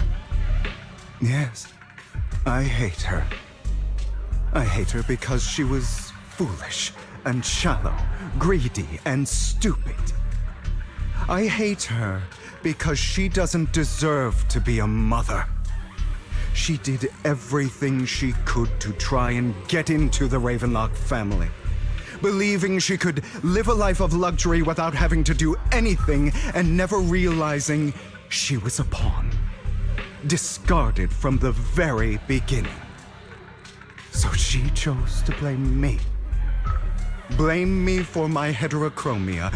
Blame me for my very existence. But I won't kill her, because I know it won't change anything. She was incapable of loving me, just as she is incapable of loving herself. Have you been brainwashed by that dog? Keeping up the act of being some magnanimous and forgiving fool? Don't compare us. I've simply come to understand love or hate. I make my own choices, and they have nothing to do with anyone else. She sold you to the Ravenlock family for a huge sum of money. She used that money to start a new life without you. While she was indulging herself, you were going through hell in the Ravenlock Manor. Does it not torment you? Do you not feel the hatred? Do you not want to demand answers? Kill her. Only by killing her can you be truly free. For a long time, I thought the same way. But now, well, I want to make a different choice. Stop lying to yourself. You never had a choice. This weak-minded thinking will only lead you to failure. Like before, you'll be nothing but a worm, trampled into the dirt by those so-called elites. Do you still not get it? This is how the world is, and always has been. Hesitating, you'll be the victim. If you don't grab your knife first, you'll end up being on the other end of the blade. If you want to change anything, you must first become the one who makes the rules. Just like that woman. The only reason she could treat us that way was because we were weak. So listen to me.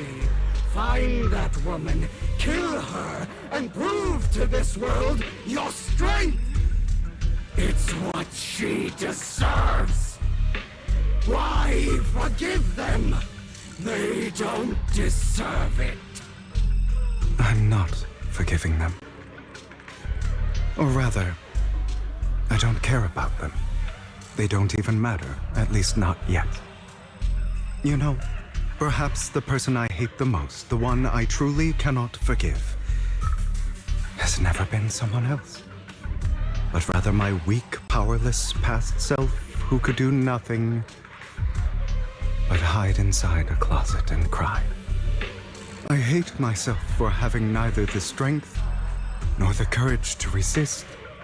I hate myself for begging for so-called familial love, even after being treated so terribly. I hate that despite the pain of my wounds, I still hope to receive the carrot and not the stick. And that means you, correct? So, I forgive you. I forgive myself.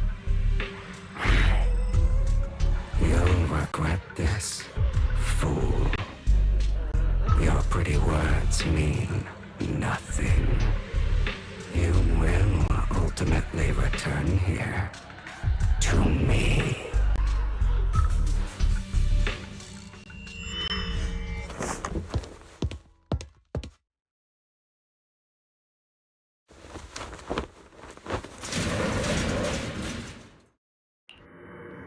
I see.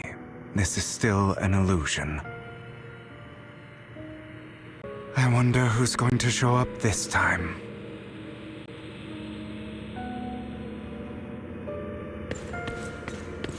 Brother! Hugo, let's play hide and seek! I'm already hiding! You'll find me, right? Like you always do! Serena.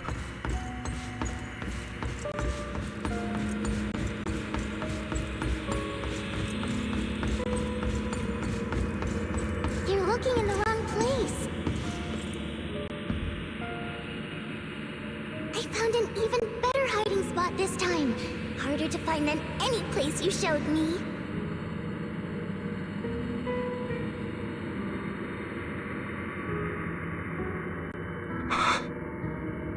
Hey, Hugo, do you ever wonder why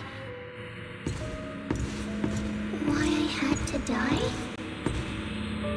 It was because of me. That's right. It was because of you. It's all your fault.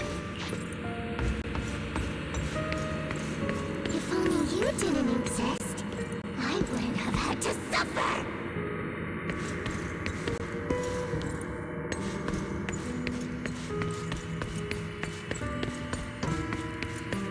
Still looking in the wrong spot. I can't believe you still haven't found me after all this time.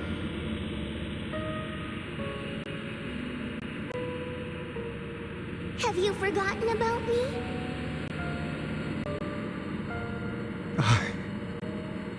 I haven't forgotten. It's okay. I'll forgive you. I'll still be nice to you, just like before.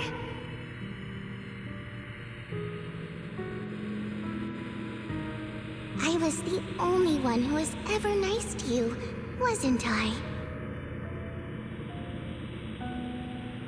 Yes. Then tell me, why do good people always suffer? Why is kindness always punished instead? Tell me, Hugo, why?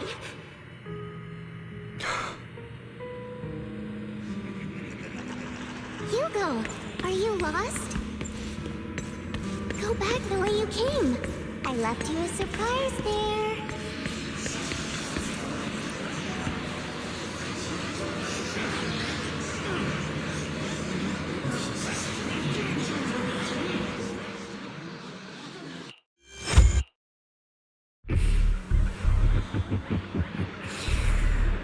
I told you that you would eventually return. We meet again, my friend. I told you, I am you. The side of you that you've always tried to deny existed. Of course. I know. This time it's about Serena. Right? Yes. Your half-sister. And the only child in the Ravenlock family who was kind to you. Unfortunately, it was her kindness that led to her untimely death. It was my fault. I don't like the way you blame yourself. Because that means I'm to blame as well. And I don't think I did anything wrong. Your mother sold you to the Ravenlocks. And your father, he saw your talent and wanted to use you to push the other children into competing with each other. My brothers and sisters wanted to get rid of me from the moment they first saw me. In their eyes, you were no more than a slave. But Serena dared to treat you, a slave, as if you were human. And so, she was fated to die. They tried to kill me many times, but I was careful. And they did not succeed. So they killed Serena, who was weaker, an easier target, and pinned everything on you. Serena died in your place. Those cruel brats thought that by reporting this to Father, they could use it to get rid of you, a rival who threatened their positions. Yet, not only did Father not blame you for the incident, he praised you for it. In this world, only the ruthless, cruel, and merciless can stand at the top. And that's exactly what you managed to live up to, no? You found a perfect opportunity thereafter to catch the ringleader of the group who framed you and almost beat him to death.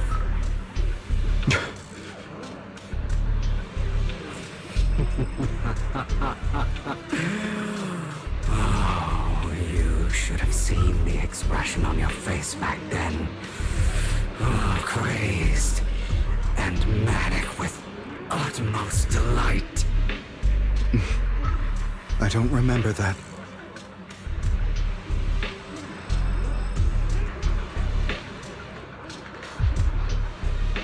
Here you go again, trying to deny your desires.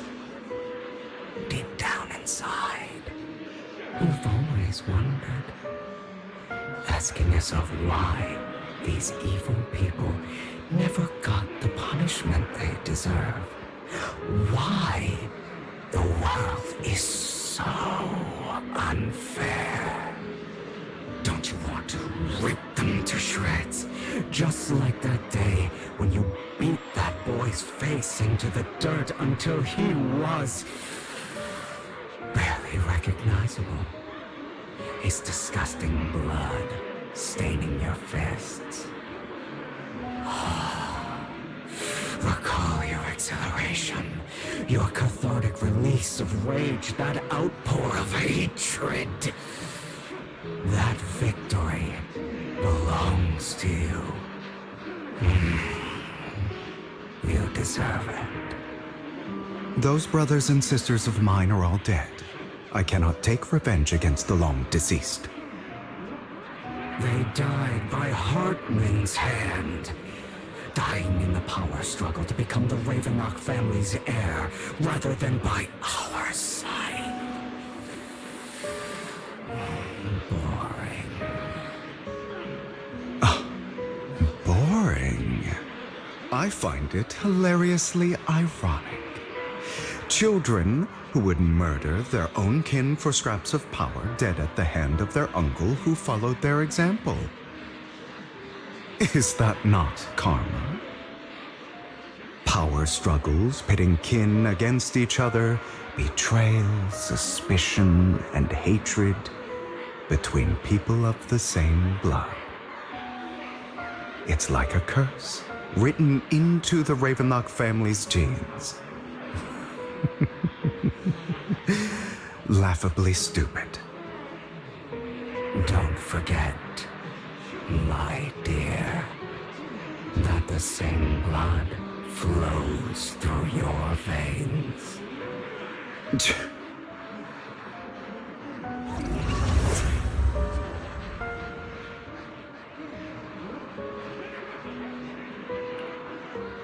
That's right, my dear nephew. No matter how much you deny it, the blood of the Ravenlock family flows through your veins. Survival of the fittest. Only the strongest deserve to live. Only the strongest deserve to rule.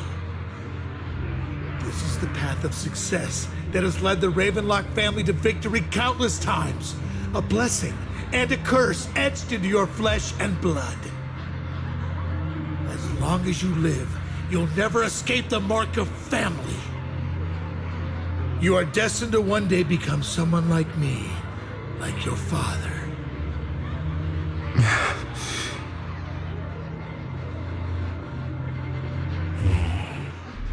Is that fear I sense? I can see you trembling. Why does the Ravenlock bloodline terrify you so? I won't become like my father. Never. You won't become a failure like him. So relax. Our power eclipses him, and so does our ambition. So, do not deny your own desires. Do not resist your own ambition. This is the talent you were born with.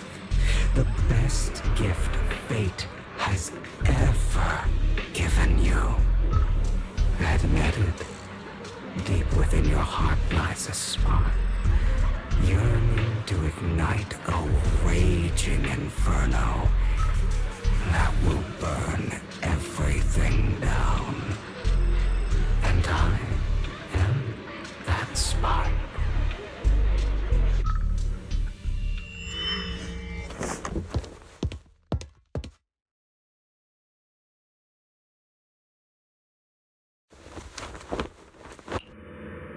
Lygon. Never thought I'd be this genuinely thankful to see you.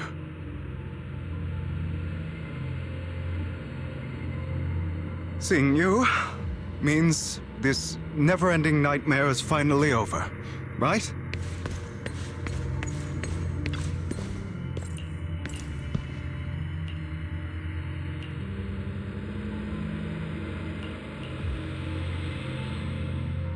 I don't want to hear something like that from you. You have no idea what that man, my father, is really like. A person who stops at nothing for their own interests and ambitions. Just like what you're doing right now. And what do you think I'm doing this for? All of this was part of your plan. You knew where the Ravenlock family was going to be, so you set Mockingbird's target there. To seek revenge, you plotted to assassinate your own father, but he was too vigilant, and you failed. After almost being assassinated, your father was furious and locked everyone in the hall, but was unable to find the assassin. And what a coincidence that a hollow disaster just occurred in the vicinity. So he used it to eliminate all the unfamiliar faces there, turning them into victims of the Hollow, an easy feat for the Ravenlock family. So, the one who killed innocents was my father, not me. You knew what choice an extremist like him would make, and you used the chaos to once again attempt an assassination. This time you succeeded. You killed your own father at the cost of innocent lives. Admit it, Hugo. You don't care about anyone else. The only thing you care about is your revenge. How is that any different from your father? Enough. I'm tired. I may hate him for betraying me, but he wouldn't say something like that. What? You aren't Lycon. You're the other me, hidden deep within my heart.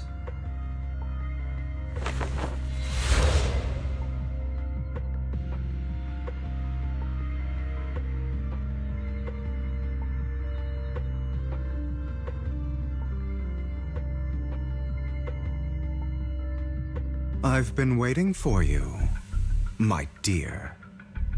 It seems you've already grown accustomed to this place, even turning the tables on me. Just as you said, you are me, and I am you. There's no such thing as having an advantage over oneself. We are ultimately one and the same, forever inseparable. Then you should know what I want to say. When you and Lycon split, you didn't even try to clear up the misunderstanding, didn't deny or argue against what he said. Because you realized that deep down, he was right about you. You just hadn't acted on it yet. Some people live only to bring more suffering into this world. Sometimes, murder is what brings justice back into this world. For that, I must stain these hands in blood. That's right. Just like what you said before you faked your death. Were those words really just an act? To slay the dragon, you must first become one with sharp claws, rending fangs, and strength enough to destroy anything. You know the truth better than anyone. If you hadn't hesitated and instead seized the first opportunity to kill your father, none of what followed would have happened. Innocent civilians wouldn't have died. Your partner wouldn't have lost an eye and both legs trying to save people. And Mockingbird would have never gotten to that point. You can save more people. Save good people. Save more lives than the evil ones you take. I've spent countless hours in regret over that incident. So why not submit to your true nature? You want to be the judge, jury, and executioner of this world. And you can. I wasn't responsible for Father's death. The true mastermind is my uncle, Hartman.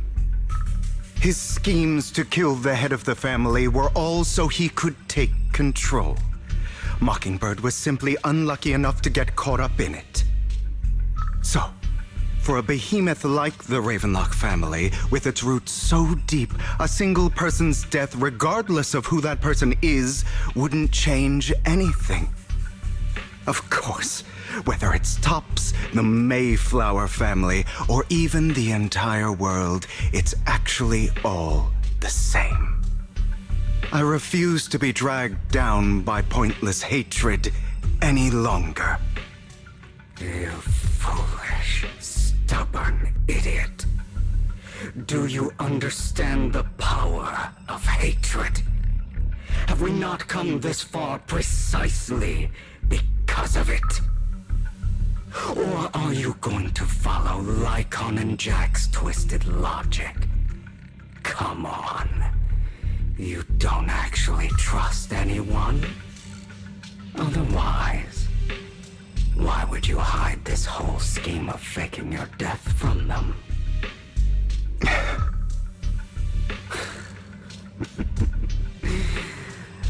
You've built an impenetrable wall around your heart, keeping everyone out. Of course you are right to do so. No one in this world can be trusted. Always. All you'll receive is hatred from your own blood and no love. Suspicion from your companions, and betrayal that comes all too easily. But the most ridiculous thing is that you want them to trust you. You stay silent and long for them to notice your suffering. You yearn for your companion's understanding and trust. Idiot. That's why you are incapable of exploiting them for your own ends.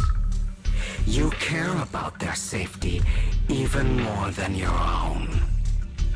But remember, only the weak need companions. And we are children born from hatred. We are different from them. I will never be like them. And I don't need to be. Come. Let me show you what powers we can wield. But you are me. And I'll never lose to myself.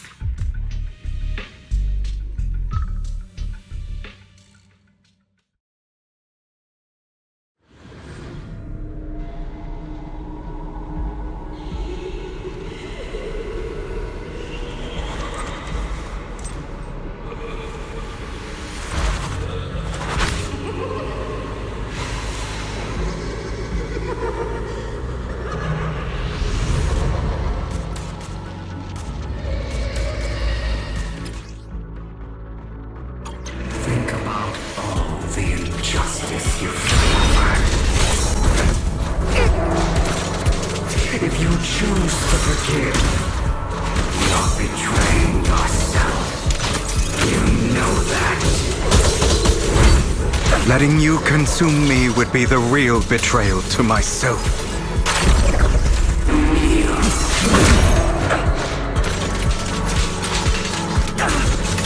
You're just afraid to admit it.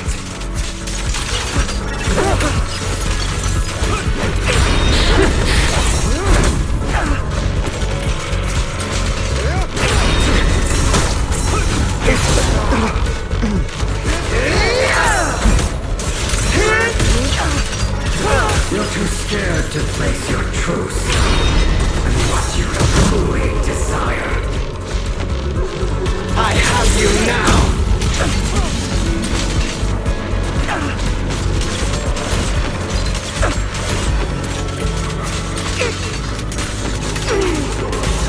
Beg for mercy!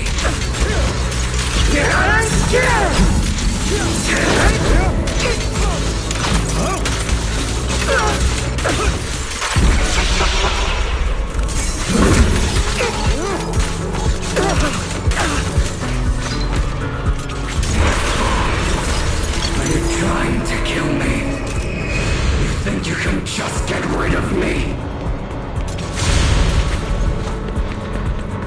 Without me, you are nothing. For what it's worth, thank you. Don't be afraid. You and I are inseparable. You're part of me, just as I am part of you. Fancy words won't change anything. No. It's not just platitudes. I finally understand now. Some pain only fades when it's seen, when it's accepted. So I won't fight you anymore.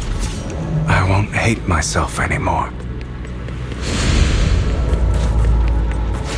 Weakness, hatred, malice, strength, forgiveness, justice.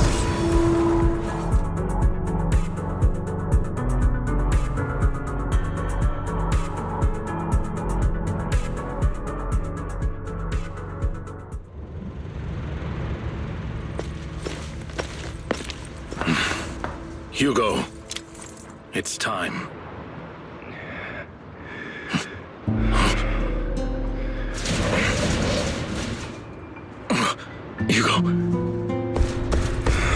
Hugo, you... Did I scare you? I made it through. I won. No praise for me, my dearest partner.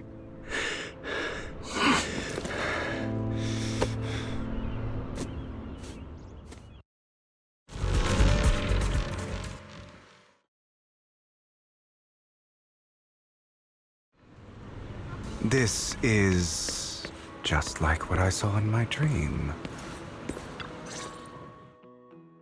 Ah, my former partner. You're still as punctual as ever. Are you sure you're fully recovered? How about we fight? And I'll show you how recovered I am. I refuse to fight someone who is in need of medical attention.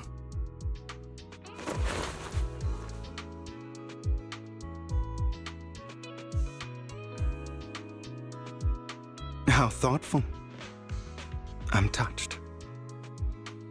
Or perhaps is this simply part of Victoria Housekeeping's professional care?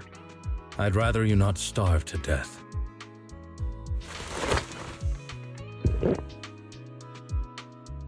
Not to your liking.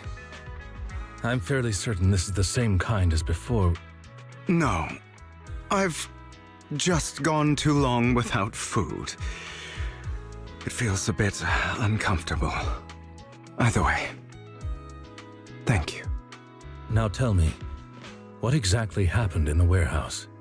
Just going a bit crazy from... you know what? Were you expecting anything else? But... I did have a very long dream. A dream about many things from the past. If I had to put it into words, it would be like giving myself psychological therapy. You seem like you could benefit from some too. How about it? Want to book a session with me? Trust me, I'm a pro. Seems you really have recovered. Well, of course.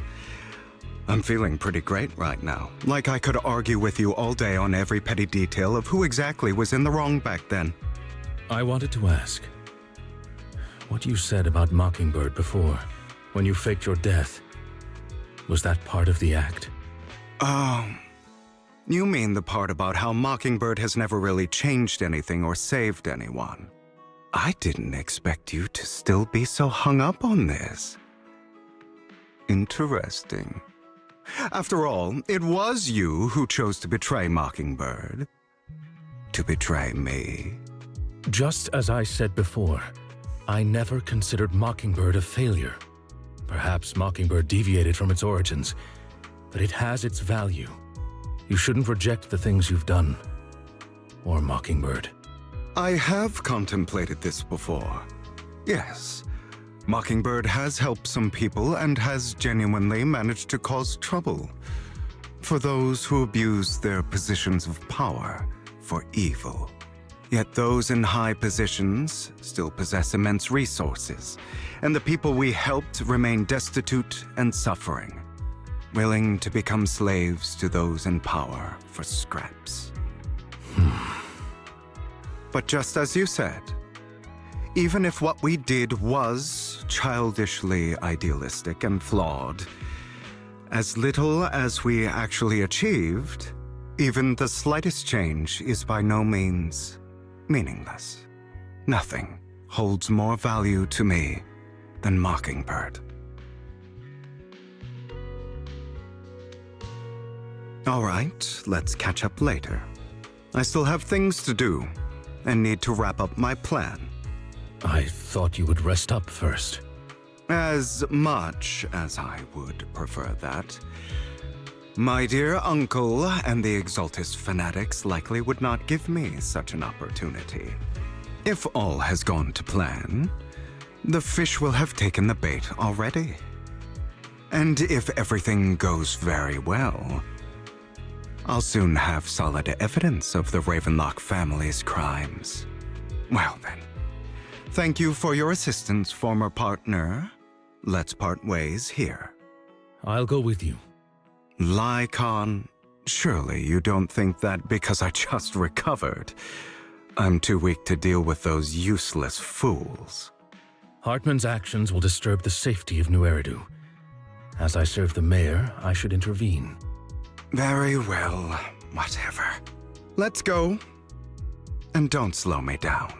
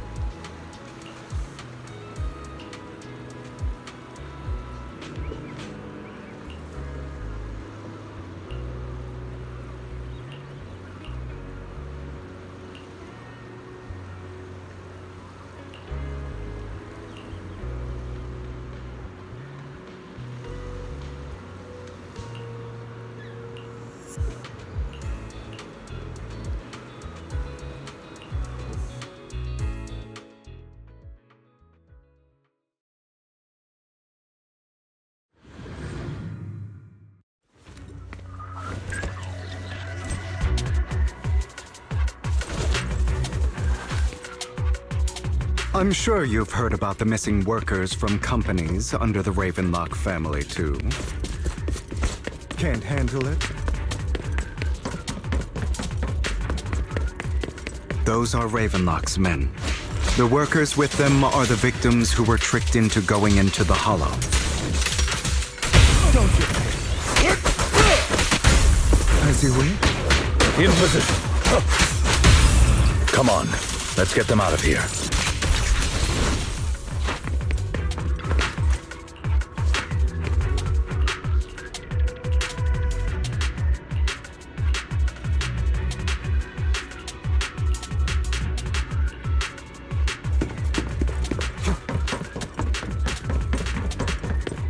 Bunch of nobodies.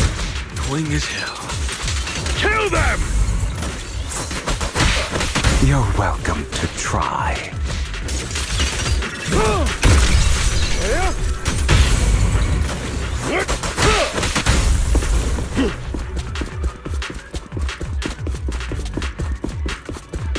More workers here.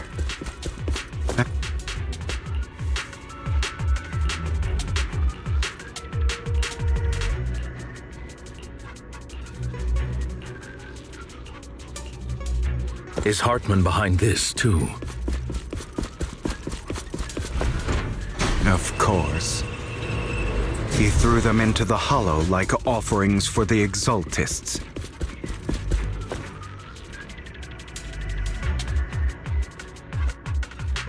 There's more over there. Let's hurry. It's different this time. Don't rush in. Let's listen in on what they're saying first. I still need more direct evidence to ensure the plan is absolutely foolproof. The compensation you promised, it's all real, right? All we have to do is follow you into the Hollow for some simple tasks, and you'll give us a huge sum of dennies. Sounds real suspicious. Shut your trap. You keep yapping and asking questions. If this is all so suspicious, why were you so eager to sign up for it? Because I don't have a choice. My daughter was previously caught in the Hollow disaster and suffered severe corruption. The treatment costs have completely drained our family's savings. So that's why... It's the same for me. A serious illness at a senior age. I need the money. Who would risk taking a job like this unless they were desperate? I'll do it. No matter how suspicious. As long as I can get paid, I'll do anything. even risk my life. Wait, you people from the Ravenlock family, you're part of a big company in Tops. You wouldn't go back on your word, right? Don't worry, you'll get every dinny you were promised. But before we start, you all need to take this medicine first. Bro, should we really be doing this already? These workers keep talking. We're wasting time like this. And the sooner they take it, the sooner it'll be over. Consider it an early release for them. What? You didn't say anything about having to take pills before. Look, this is good stuff, all right? It'll increase your ether aptitude. There's tons of people who'd kill for something like this. Exactly! You'll be working in the Hollow for several hours. This is essential medication. You have to take it before we continue. If you refuse, then you can forget about the job. Of course, you won't receive the compensation either. Lycon, what are you doing? Rescuing those workers, of course. There's clearly something off about those pills. We can't let them take them. Now is not the right time. As I said, we need more evidence to ensure the plan works. And as I said many years ago, you can't exploit innocence to achieve your goal. So that's how you see it. If that's not what you want me to think, then explain everything to me. All right. It's a little complicated, but simply put, these workers will be fine. Of course, it's your choice to trust me or not. But if you try to rush in, I will stop you. I trust you.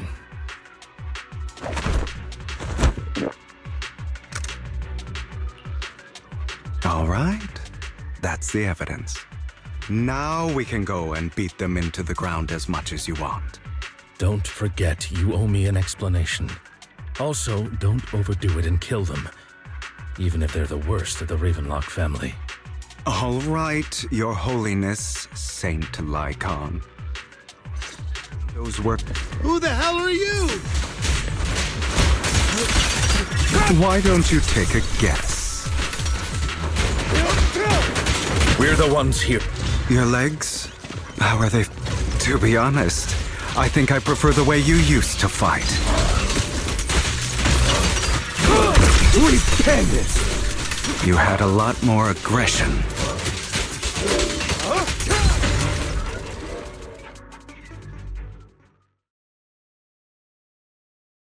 God damn it! Who the hell are you? How dare you mess with the Ravenlock family? Ravenlock. Savor the name while you can, for it will soon cease to exist. What's that supposed to mean? It means exactly what I said. I think this might be good for you. Sever your ties while you can. The family's honor comes above all else. Is that really what you think? I saw the compassion on your face just now. You're not from the main family, right? That's why you were assigned to these trivial tasks. But in reality, there's no need for you to keep playing this boring game for them. I don't have a choice. From the moment I was born into the Ravenlock family, You always have a choice, if you're willing to act. All right, let's end the small talk here.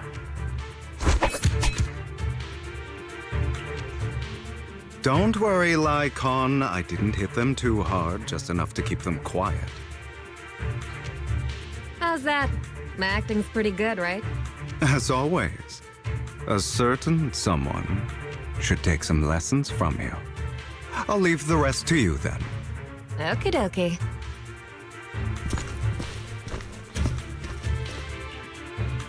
Okay, now can you tell me exactly what's going on here?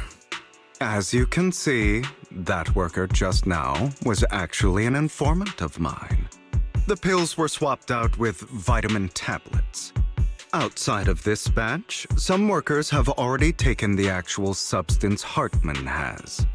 But rest assured, the antidote for it is already in development. I found the best in the field to help, and with the data I collected before, we should have results soon. I wanted to ask, the reason you decided to lock yourself in a room and endure the effects of the drug, besides getting evidence, it was also to collect data on this drug in order to create an antidote, correct? It seems you're not completely beyond hope. I thought you were just being stubborn. Sometimes I wonder if you know me at all. Then, I have one last question.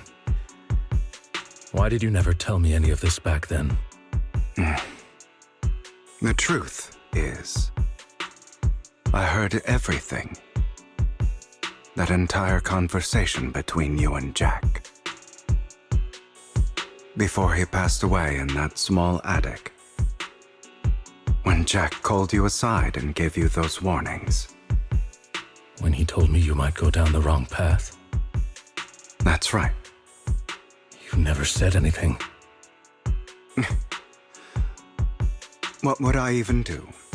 Scream and rage over your suspicions, or get on my knees and beg for you to trust me?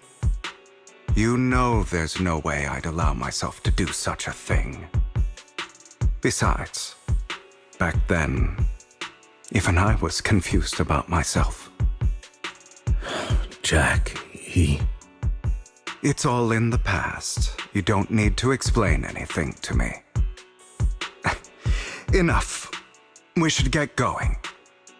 If we're going to reminisce over the past, we should find a more suitable location.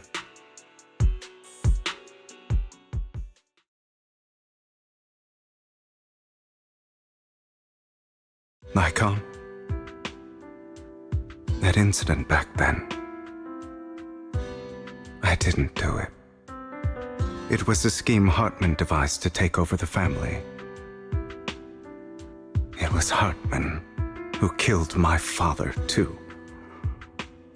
I only discovered the truth long after the fact. I did indeed attack my father, and I thought he was dead. But he wasn't. I couldn't kill him. And even before that, if I hadn't hesitated, none of what followed would have happened. Even now, I still think they deserve death. But I no longer care to personally deliver that fate. They're beneath me. And I have more important things to do. I know we may never agree on that point, Lycon. I once wanted to fight against those ugly truths that defined me, but I discovered that the more I rejected them, the more painful it became. So, I could only accept that crazed, hateful, and malicious side of myself. As long as I know I will never become like my father, like Hartman, that is enough for me. You've changed. But I think that might be a good thing. Don't patronize me. You've changed a lot too, compared to before. I still disagree with Jack's words, and I won't forgive your betrayal. I will walk the path I believe is right, even if I must tread over thorns and through the mud. But I will also allow you to walk your own path. Lycon. Should I say thank you? You're welcome. Come to think of it, we haven't talked about your legs and eye. It was just an accident, not your fault. I'm doing well now. I hope you are too. On the contrary, perhaps I should be the one apologizing. I misjudged you. I used to think you wanted power, that everything you did was for your own ambitions. I thought you wanted the power to pass judgment on all in this world like a god. I am a god. I am my own god. Or you could say that in this world, everyone is their own god. There are many things that we are powerless to change. But there are also many choices we can make. Just as I said before, I am the only one who can kill me or save me. I'm glad you think that way. Let's go. I still have one last thing to do. To witness the end of Ravenlock.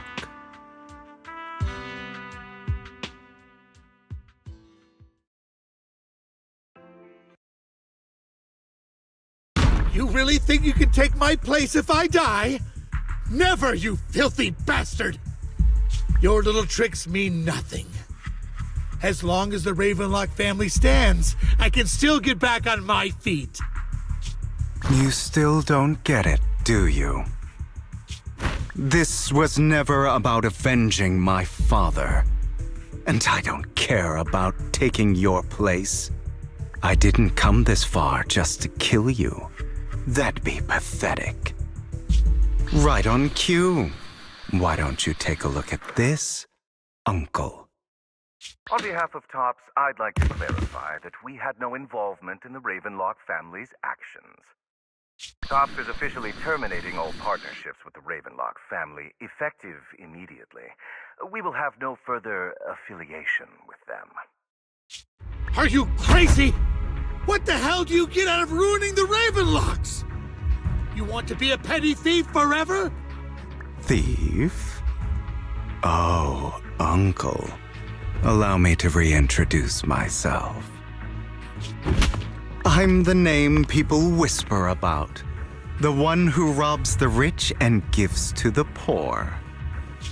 I'm the master con artist who can fool anyone, anytime. I'm the leader of Mockingbird. The one who turns every headline into my own stage. I have friends who'd catch me if I fall, partners who'd shed tears for me, and allies who always have my back. I am Hugo Vlad. You're the one who needs the Ravenlock name. I never did. You ungrateful bastard! You should have never been born. You flatter me. Same goes for you, Uncle.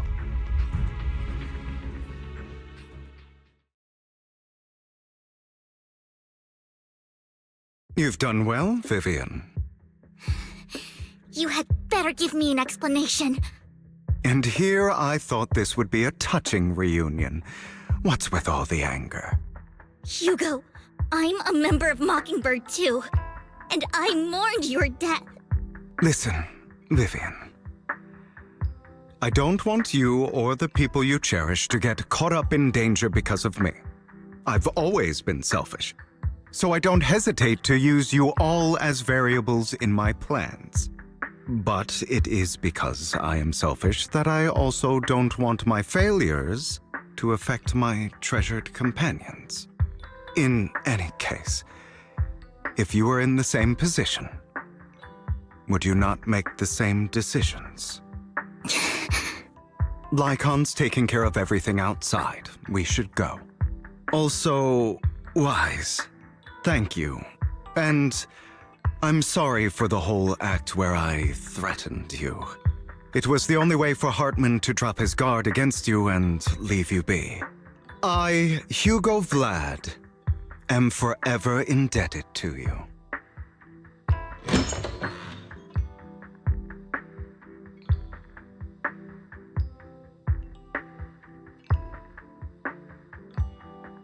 Master Proxy, although it is late, there is some important intel that I must give you now.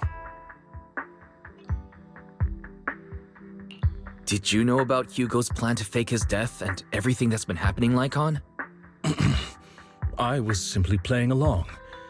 After all, I could not determine whether Hugo's plan would pose a threat to you.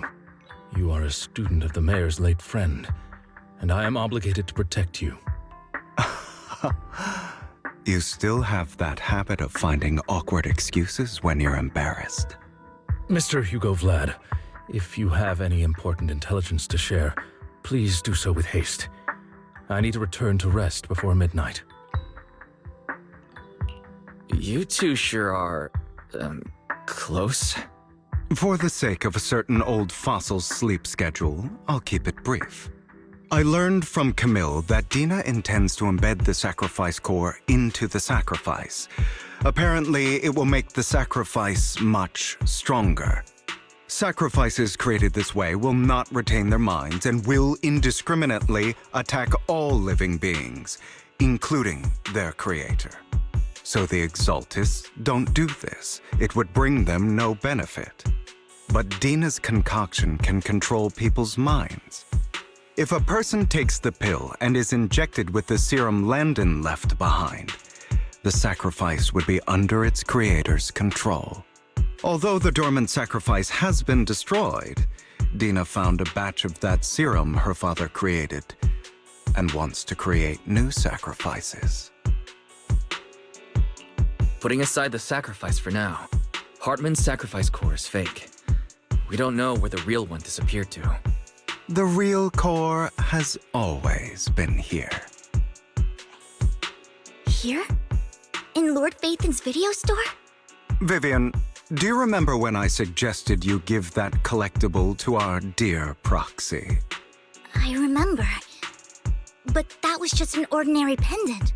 And I've met the person who submitted it. She has absolutely no connection to the Exaltists. How about our dear proxy take out that pendant so we can take a look?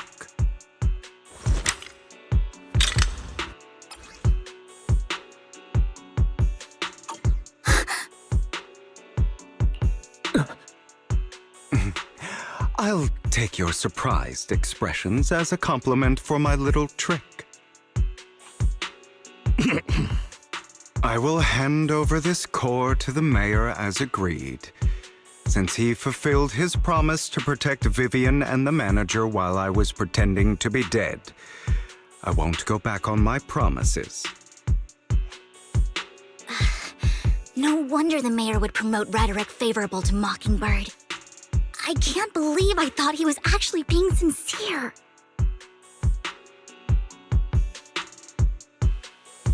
Since we have the sacrifice core, all we have to do now is stop Dina from using innocent people to make more sacrifices. Yes, and we need to destroy the last batch of Landon's serum. Hopefully with no options left, Dina will give up her obsession. All right, that's the important stuff. I'm going to go and confirm where Landon's serum's been stashed. I'll contact you again once I have something.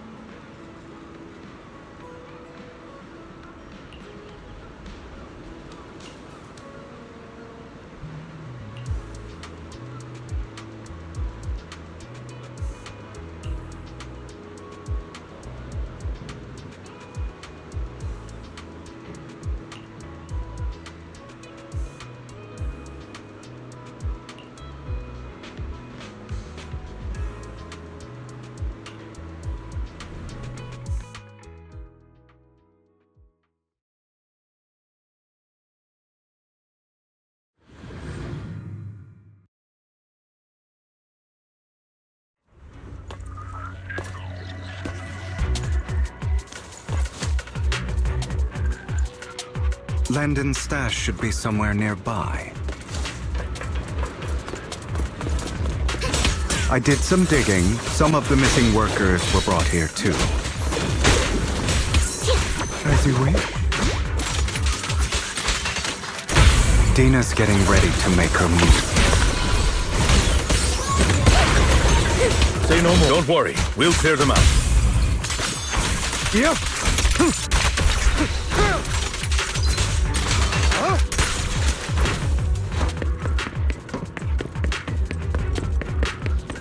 They're trying to destroy the goods! Stop them!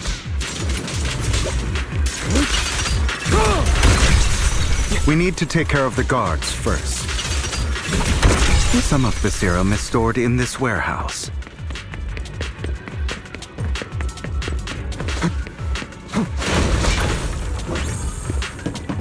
You're not taking anything from here! Thank you for your time. Hugo, get the guards first.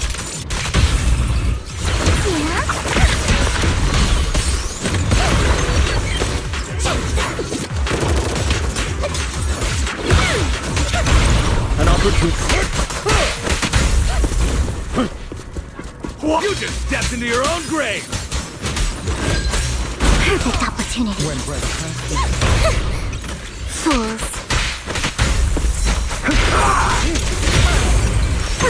A boring opponent. An opportune time. What a coincidence. Let order and madness dance. Repent!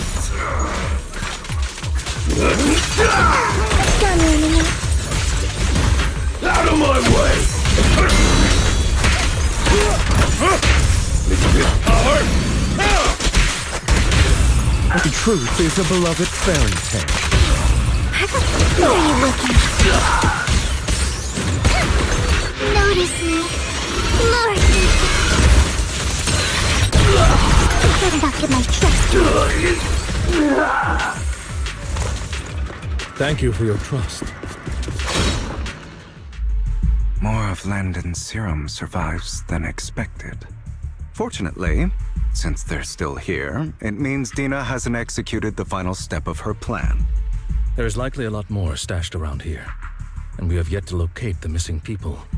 Our actions here won't go unnoticed. Perhaps they're making plans to deal with us on their side. With Landon and Dina's concoctions combined, she may be capable of creating a sacrifice that obeys her. If it comes to that, this will get far more troublesome. How about we split up? Hugo and Lycon will destroy what remains of the substance around here, and Vivian and I will go search elsewhere. Very well. Let's go with your plan. But be careful if you encounter Dina and her people. According to Camille, she's absolutely obsessed with completing her father's dying wish. Who knows what she may try? Let's part ways here for now. And perhaps the other manager could use EOS to guide us. Sure. I've been feeling way better these past few days, so just leave it to me. It's only now that I realize how fortunate we are to have two Lord Faithins. Yeah, but I feel like our work's doubled. In the past, Wise and I would only ever work on the same route. Greater power means more responsibility. And in any case, I'm sure the mayor would be able to provide double compensation. He's a very generous person, after all. Right, Lycon? I will request additional compensation from the mayor. It's not about compensation. It's just... I'm still not used to us being separated in the Hollow, so I'm worried about Wise's safety. Oh, but I have no doubt in your abilities. I just haven't gotten used to it yet.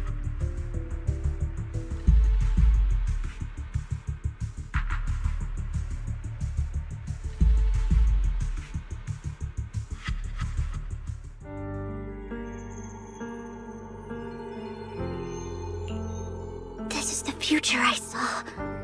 Lord Pathan.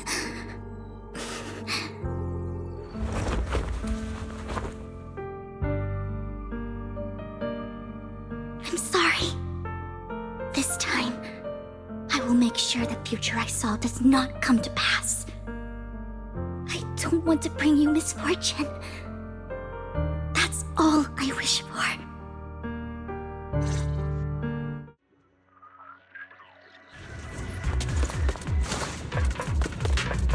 Leave this to me, Lord Phaethon.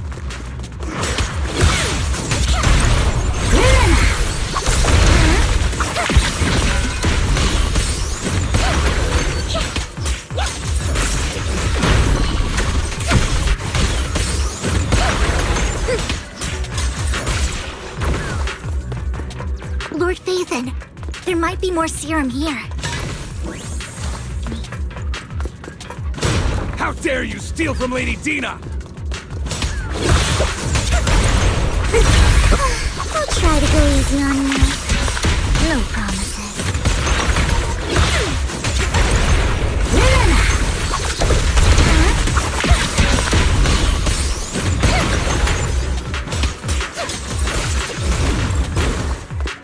There are containers by the fissure.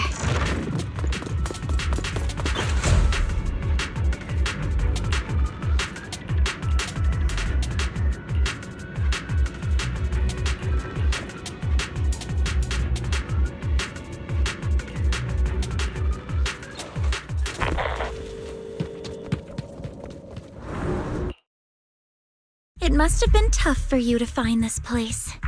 Vivian, if you had stayed out of it, I wouldn't be so eager to get rid of you. Those people have been taken to safety. You're all out of options. They're just mere test subjects. So what if they get away? There will always be people consumed by greed, and therefore, they will come willingly to me. In any case, what are a few sacrifices in comparison to the completion of Father's grand ambition? Dina, you deceived those people. They didn't come willingly to you. You tricked them, just like Landon did back then. Deceived? Father gave hope to those who had everything taken from them by the Hollows. Vivian, you once rejoiced at the hope Father offered you, too. Before Father took you in, you were no more than an omen of disaster that no one wanted. It was Father who gave you shelter and a purpose for existing. Do you remember the first time you bestowed a blessing under Father's guidance? How did you feel when that person looked at you with adoration and gratefulness? That was the first time you felt hope. Like your existence had a purpose, right? Don't forget that it was Father who, through what you call deception, gave you hope. And you, what have you done? You basked in Father's attention and everyone's adoration, only to destroy everything. Do you think that by leaving the Exaltists, those people will live better lives? Of course not. Those who suffered under the Hollows will only continue on as walking corpses, without the hope Father gave them. Do you really think you're some sort of savior, Vivian? In the end, you're just an ungrateful brat who brings misfortune to those around her. It was you who destroyed everyone's hope. Not everyone wants to live in false hope, Dina. You say it's because of greed that people willingly become your sacrifices. Perhaps those people aren't entirely virtuous. But that greed is just wanting to live a better life beyond the Hollows. What you and Landon have done was never about giving people hope, but exploiting it. Stop lying to yourself. Deep down, you know what Landon did was cruel. No. Back then, when Landon wanted to inject you with the serum, the fear in your face was as plain as day. I saw it all clearly. If all of this is as righteous as you claim, then why did you make such an expression, Dina? Don't look at me with such pity! Father did nothing wrong. All of this is to make something of the Hollows other than disaster. That's everyone's only hope. Dina, it's not too late to stop. Stop living in this lie. You know what would happen if a sacrifice loses control and escapes the Hollow. It's not the Hollows that are to blame for those people's deaths, but the hope you keep talking about. That will cause more despair and claim more lives. That is merely the necessary sacrifice to accomplish a greater goal. No one deserves to be a sacrifice. Your hypocritical magnanimity disgusts me. I can always go and get more test subjects if they've escaped. And I will be able to replicate Father's serum with enough time. With you gone, I'll be able to complete Father's gift to the Creator and fulfill his last wish. Camille, release the failed subjects. Lady Dina. Camille, are you going to do what you did before? You keep saying you'll follow the Creator, but it's all lies. Lady Dina, the Hollows took my family from me. I understand that there's no way to get back what I've lost. It was Lord Landon who told me that the Creator would guide me. One day, Hollows will no longer be disasters. Everyone will be able to survive inside them. I look forward to the day when this hope becomes reality. I watched you grow up, and I know that you've always looked up to your father. He gives you hope, and I destroyed that hope with my own hands. I know the pain of loss, so I've always felt guilty. I want to atone for the hope I destroyed. But Dina, I don't want to ruin more lives, and I don't want to continue watching you destroy yourself. Vivian is right. Not everyone wants to live in false hope. So, please, stop. Camille, are you abandoning me too? I'm not abandoning you. I just don't want to see you go past the point of no return. The point of no return? I passed that point ages ago. No, Dina. You can still turn back. I'll be your way back. Where are you going, Camille? I made a deal with Hugo and the mayor. If someone needs to take the fall for this, let it be me. I did it. All of it. I've been forcing Landon's only daughter, Dina, to research how to create sacrifices. I colluded with the Ravenlock family for my own gain. Everything Dina did was under duress. Since I've kept her captive for so long, she doesn't have the skills to survive as an independent member of society. She'll need a caretaker and teacher. Someone who will look after her and educate her. No! I refuse, Camille! I refuse to accept this! Dina, I'm going to dispose of those failed subjects. I won't allow it! You'll die! I won't allow it! You can't leave me. I command you! You've always followed my orders, and you will follow them now! It wasn't your orders that I've been following.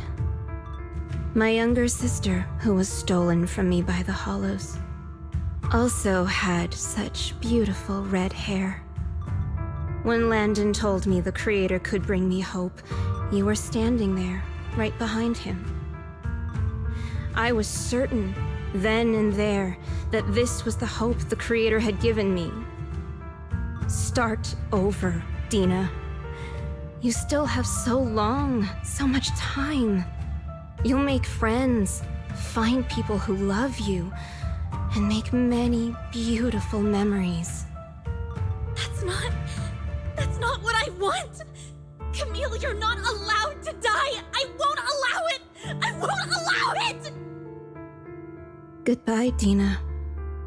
And I'm sorry, Vivian. I'll leave the rest to you.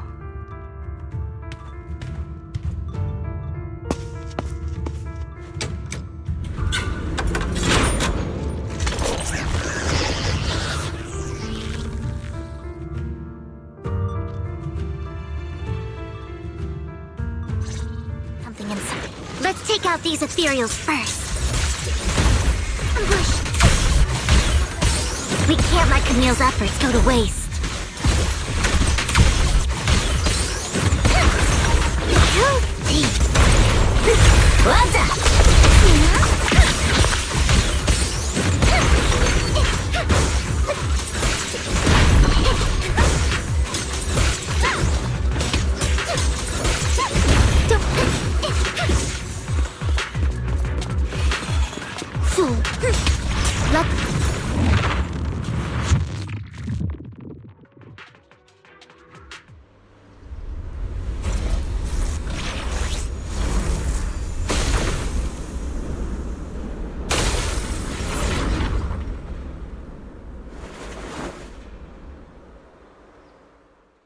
Are you satisfied now, Vivian? You were the one who brought yourself to this point. You're saying this is all my fault? Losing my father, losing Camille. I wish you had never come into my life. At first, when father brought you home, I was happy. There are so many Exaltists, yet father never allowed me to get too close with any of them. I never had any friends either. But when father brought you back, he told me to take good care of you, that you were my first friend. I was also so happy the first time you took my place in helping father select a person to receive the blessing, because it meant you were different from all those other people. You could stay with me. But soon, I grew jealous. You took the attention that should have belonged to me. You even took father's love from me. It's only because of my ability that Landon... I know, but... Vivian, jealousy is something you cannot control. Of course, the same goes for fear and hatred. I was terrified that one day you would look at me and shed tears. I knew if that day ever came, father would not hesitate to force the blessing upon me. And when that day did come, I hated you for causing my father's death. Tina, you knew everything about what happened back then, so... why are you still defending Landon? And why didn't you tell me back then? If I had known earlier, maybe I could have found a way. Because it's the only thing that makes me more special than you, no? It proves I had father's trust. I was more useful to him. Vivian, you said you wandered without a home ever since you were young, hated by anyone you encountered. You were happy to gain recognition from everyone and help father when you were among the Exaltists. But in the end, you discovered you were being used, so you felt betrayed and hurt. Then, what about me? All I ever had was my father. I've never known a life outside of the Exaltists.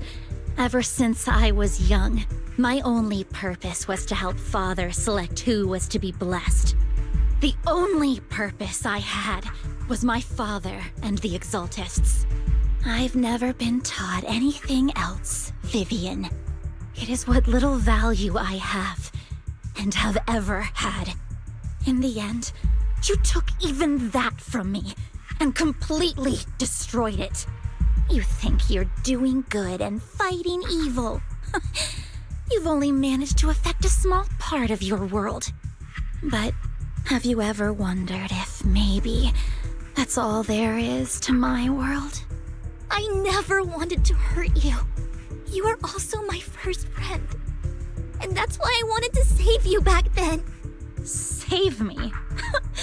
You and Camille all talk about saving me. Why don't you understand? To me, loss is so much more painful than death. Tina, you can start over. Everything Camille did was so you could live on. Let's leave the Hollow together. There are so many amazing places in New Eridu. This time, I'll take care of you. I've also met so many amazing people. I'm sure they'll love you too. Okay, Tina? Vivian, I can't forgive you. And I don't want to forgive you. I have nothing left. If what little hatred I do still harbor were taken from me, well, I refuse to be so pitiful. I won't apologize, Vivian.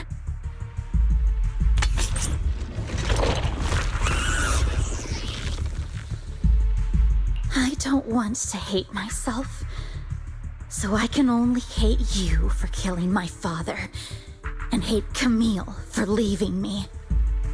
That's just the kind of person I am. Hateful and despicable. I refuse to owe anyone anything. I refuse to feel regret. I won't. Vivian, I will keep hating you. I will take all who are precious to you. I will also hate Camille, so I won't do as she wished and start a new life.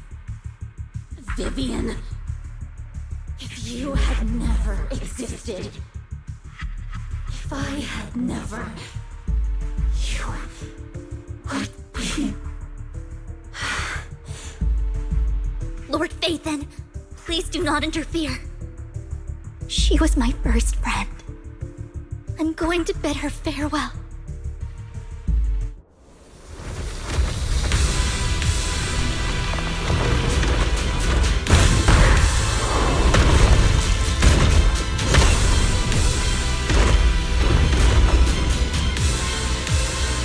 Dina, soon the pain will be over. Lord Phaethon, don't come any closer! Who dares get between me and Lord Phaethon?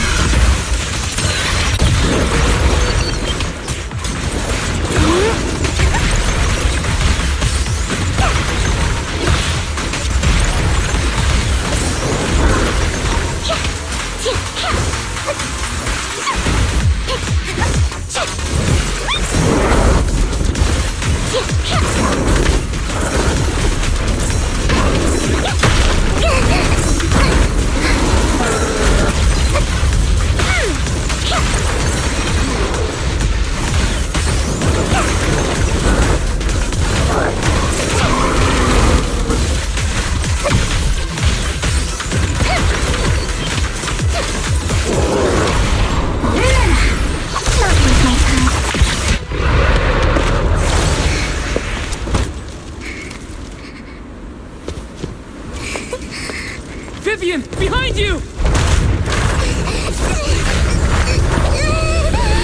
Lies!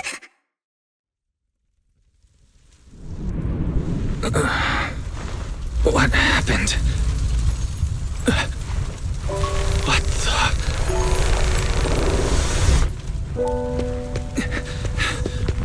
Vivian! Lies. Don't come near me. This is my own choice.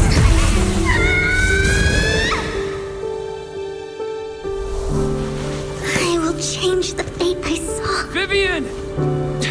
I just want you to remember me when I looked my best. Vivian! Careful. Vivian, your body... I'm sorry you had to see me like this, but I don't want to be the one that only brings misfortune anymore. No. There's got to be another way. It's so warm, and the night is beautiful. Vivian?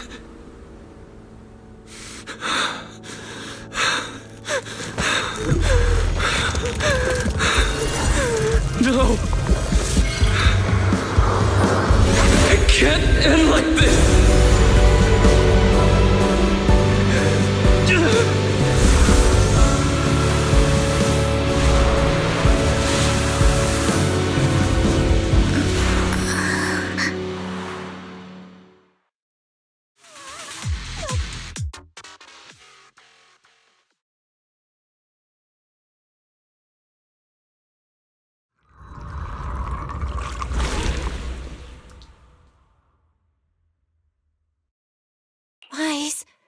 Wise. Wise, you're finally awake. I'm at the store? I remember I was with Vivian. Wait, she injected herself with Landon's serum. Is she okay? Hugo and Lycon brought you out of the hollow. You scared me to death. Thank goodness you woke up. And you said Vivian used the serum on herself? But she looked fine to me, bar a couple of scratches. Hugo sent me a message earlier saying he got her checked over and she was all right. Do you remember what happened? The situation was dire, so Vivian used the serum on herself to defeat the ethereals. I saw the crystallization process starting to occur. I can't describe exactly what happened. I saw something blurry, but I just wanted to stop Vivian's corruption process. I don't know exactly what I did, but then I lost consciousness. What happened after that? When I let Hugo and Lycon there, it was just you and Vivian lying there on the ground. We couldn't wake either of you. Let's put that aside for now. Do you feel any discomfort-wise? I'm a bit dizzy, but otherwise, I'm fine. Don't worry. Phew, that's good. You should rest for tonight. Hugo and Vivian said they'll come over tomorrow, so we can discuss the details then.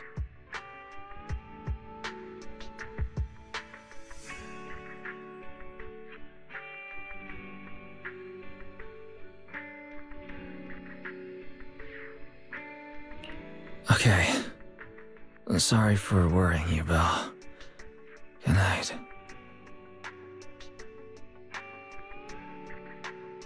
Lord Phaethon! How are you feeling? No headaches? Leg pains? Heart palpitations? Loss of appetite? Vivian?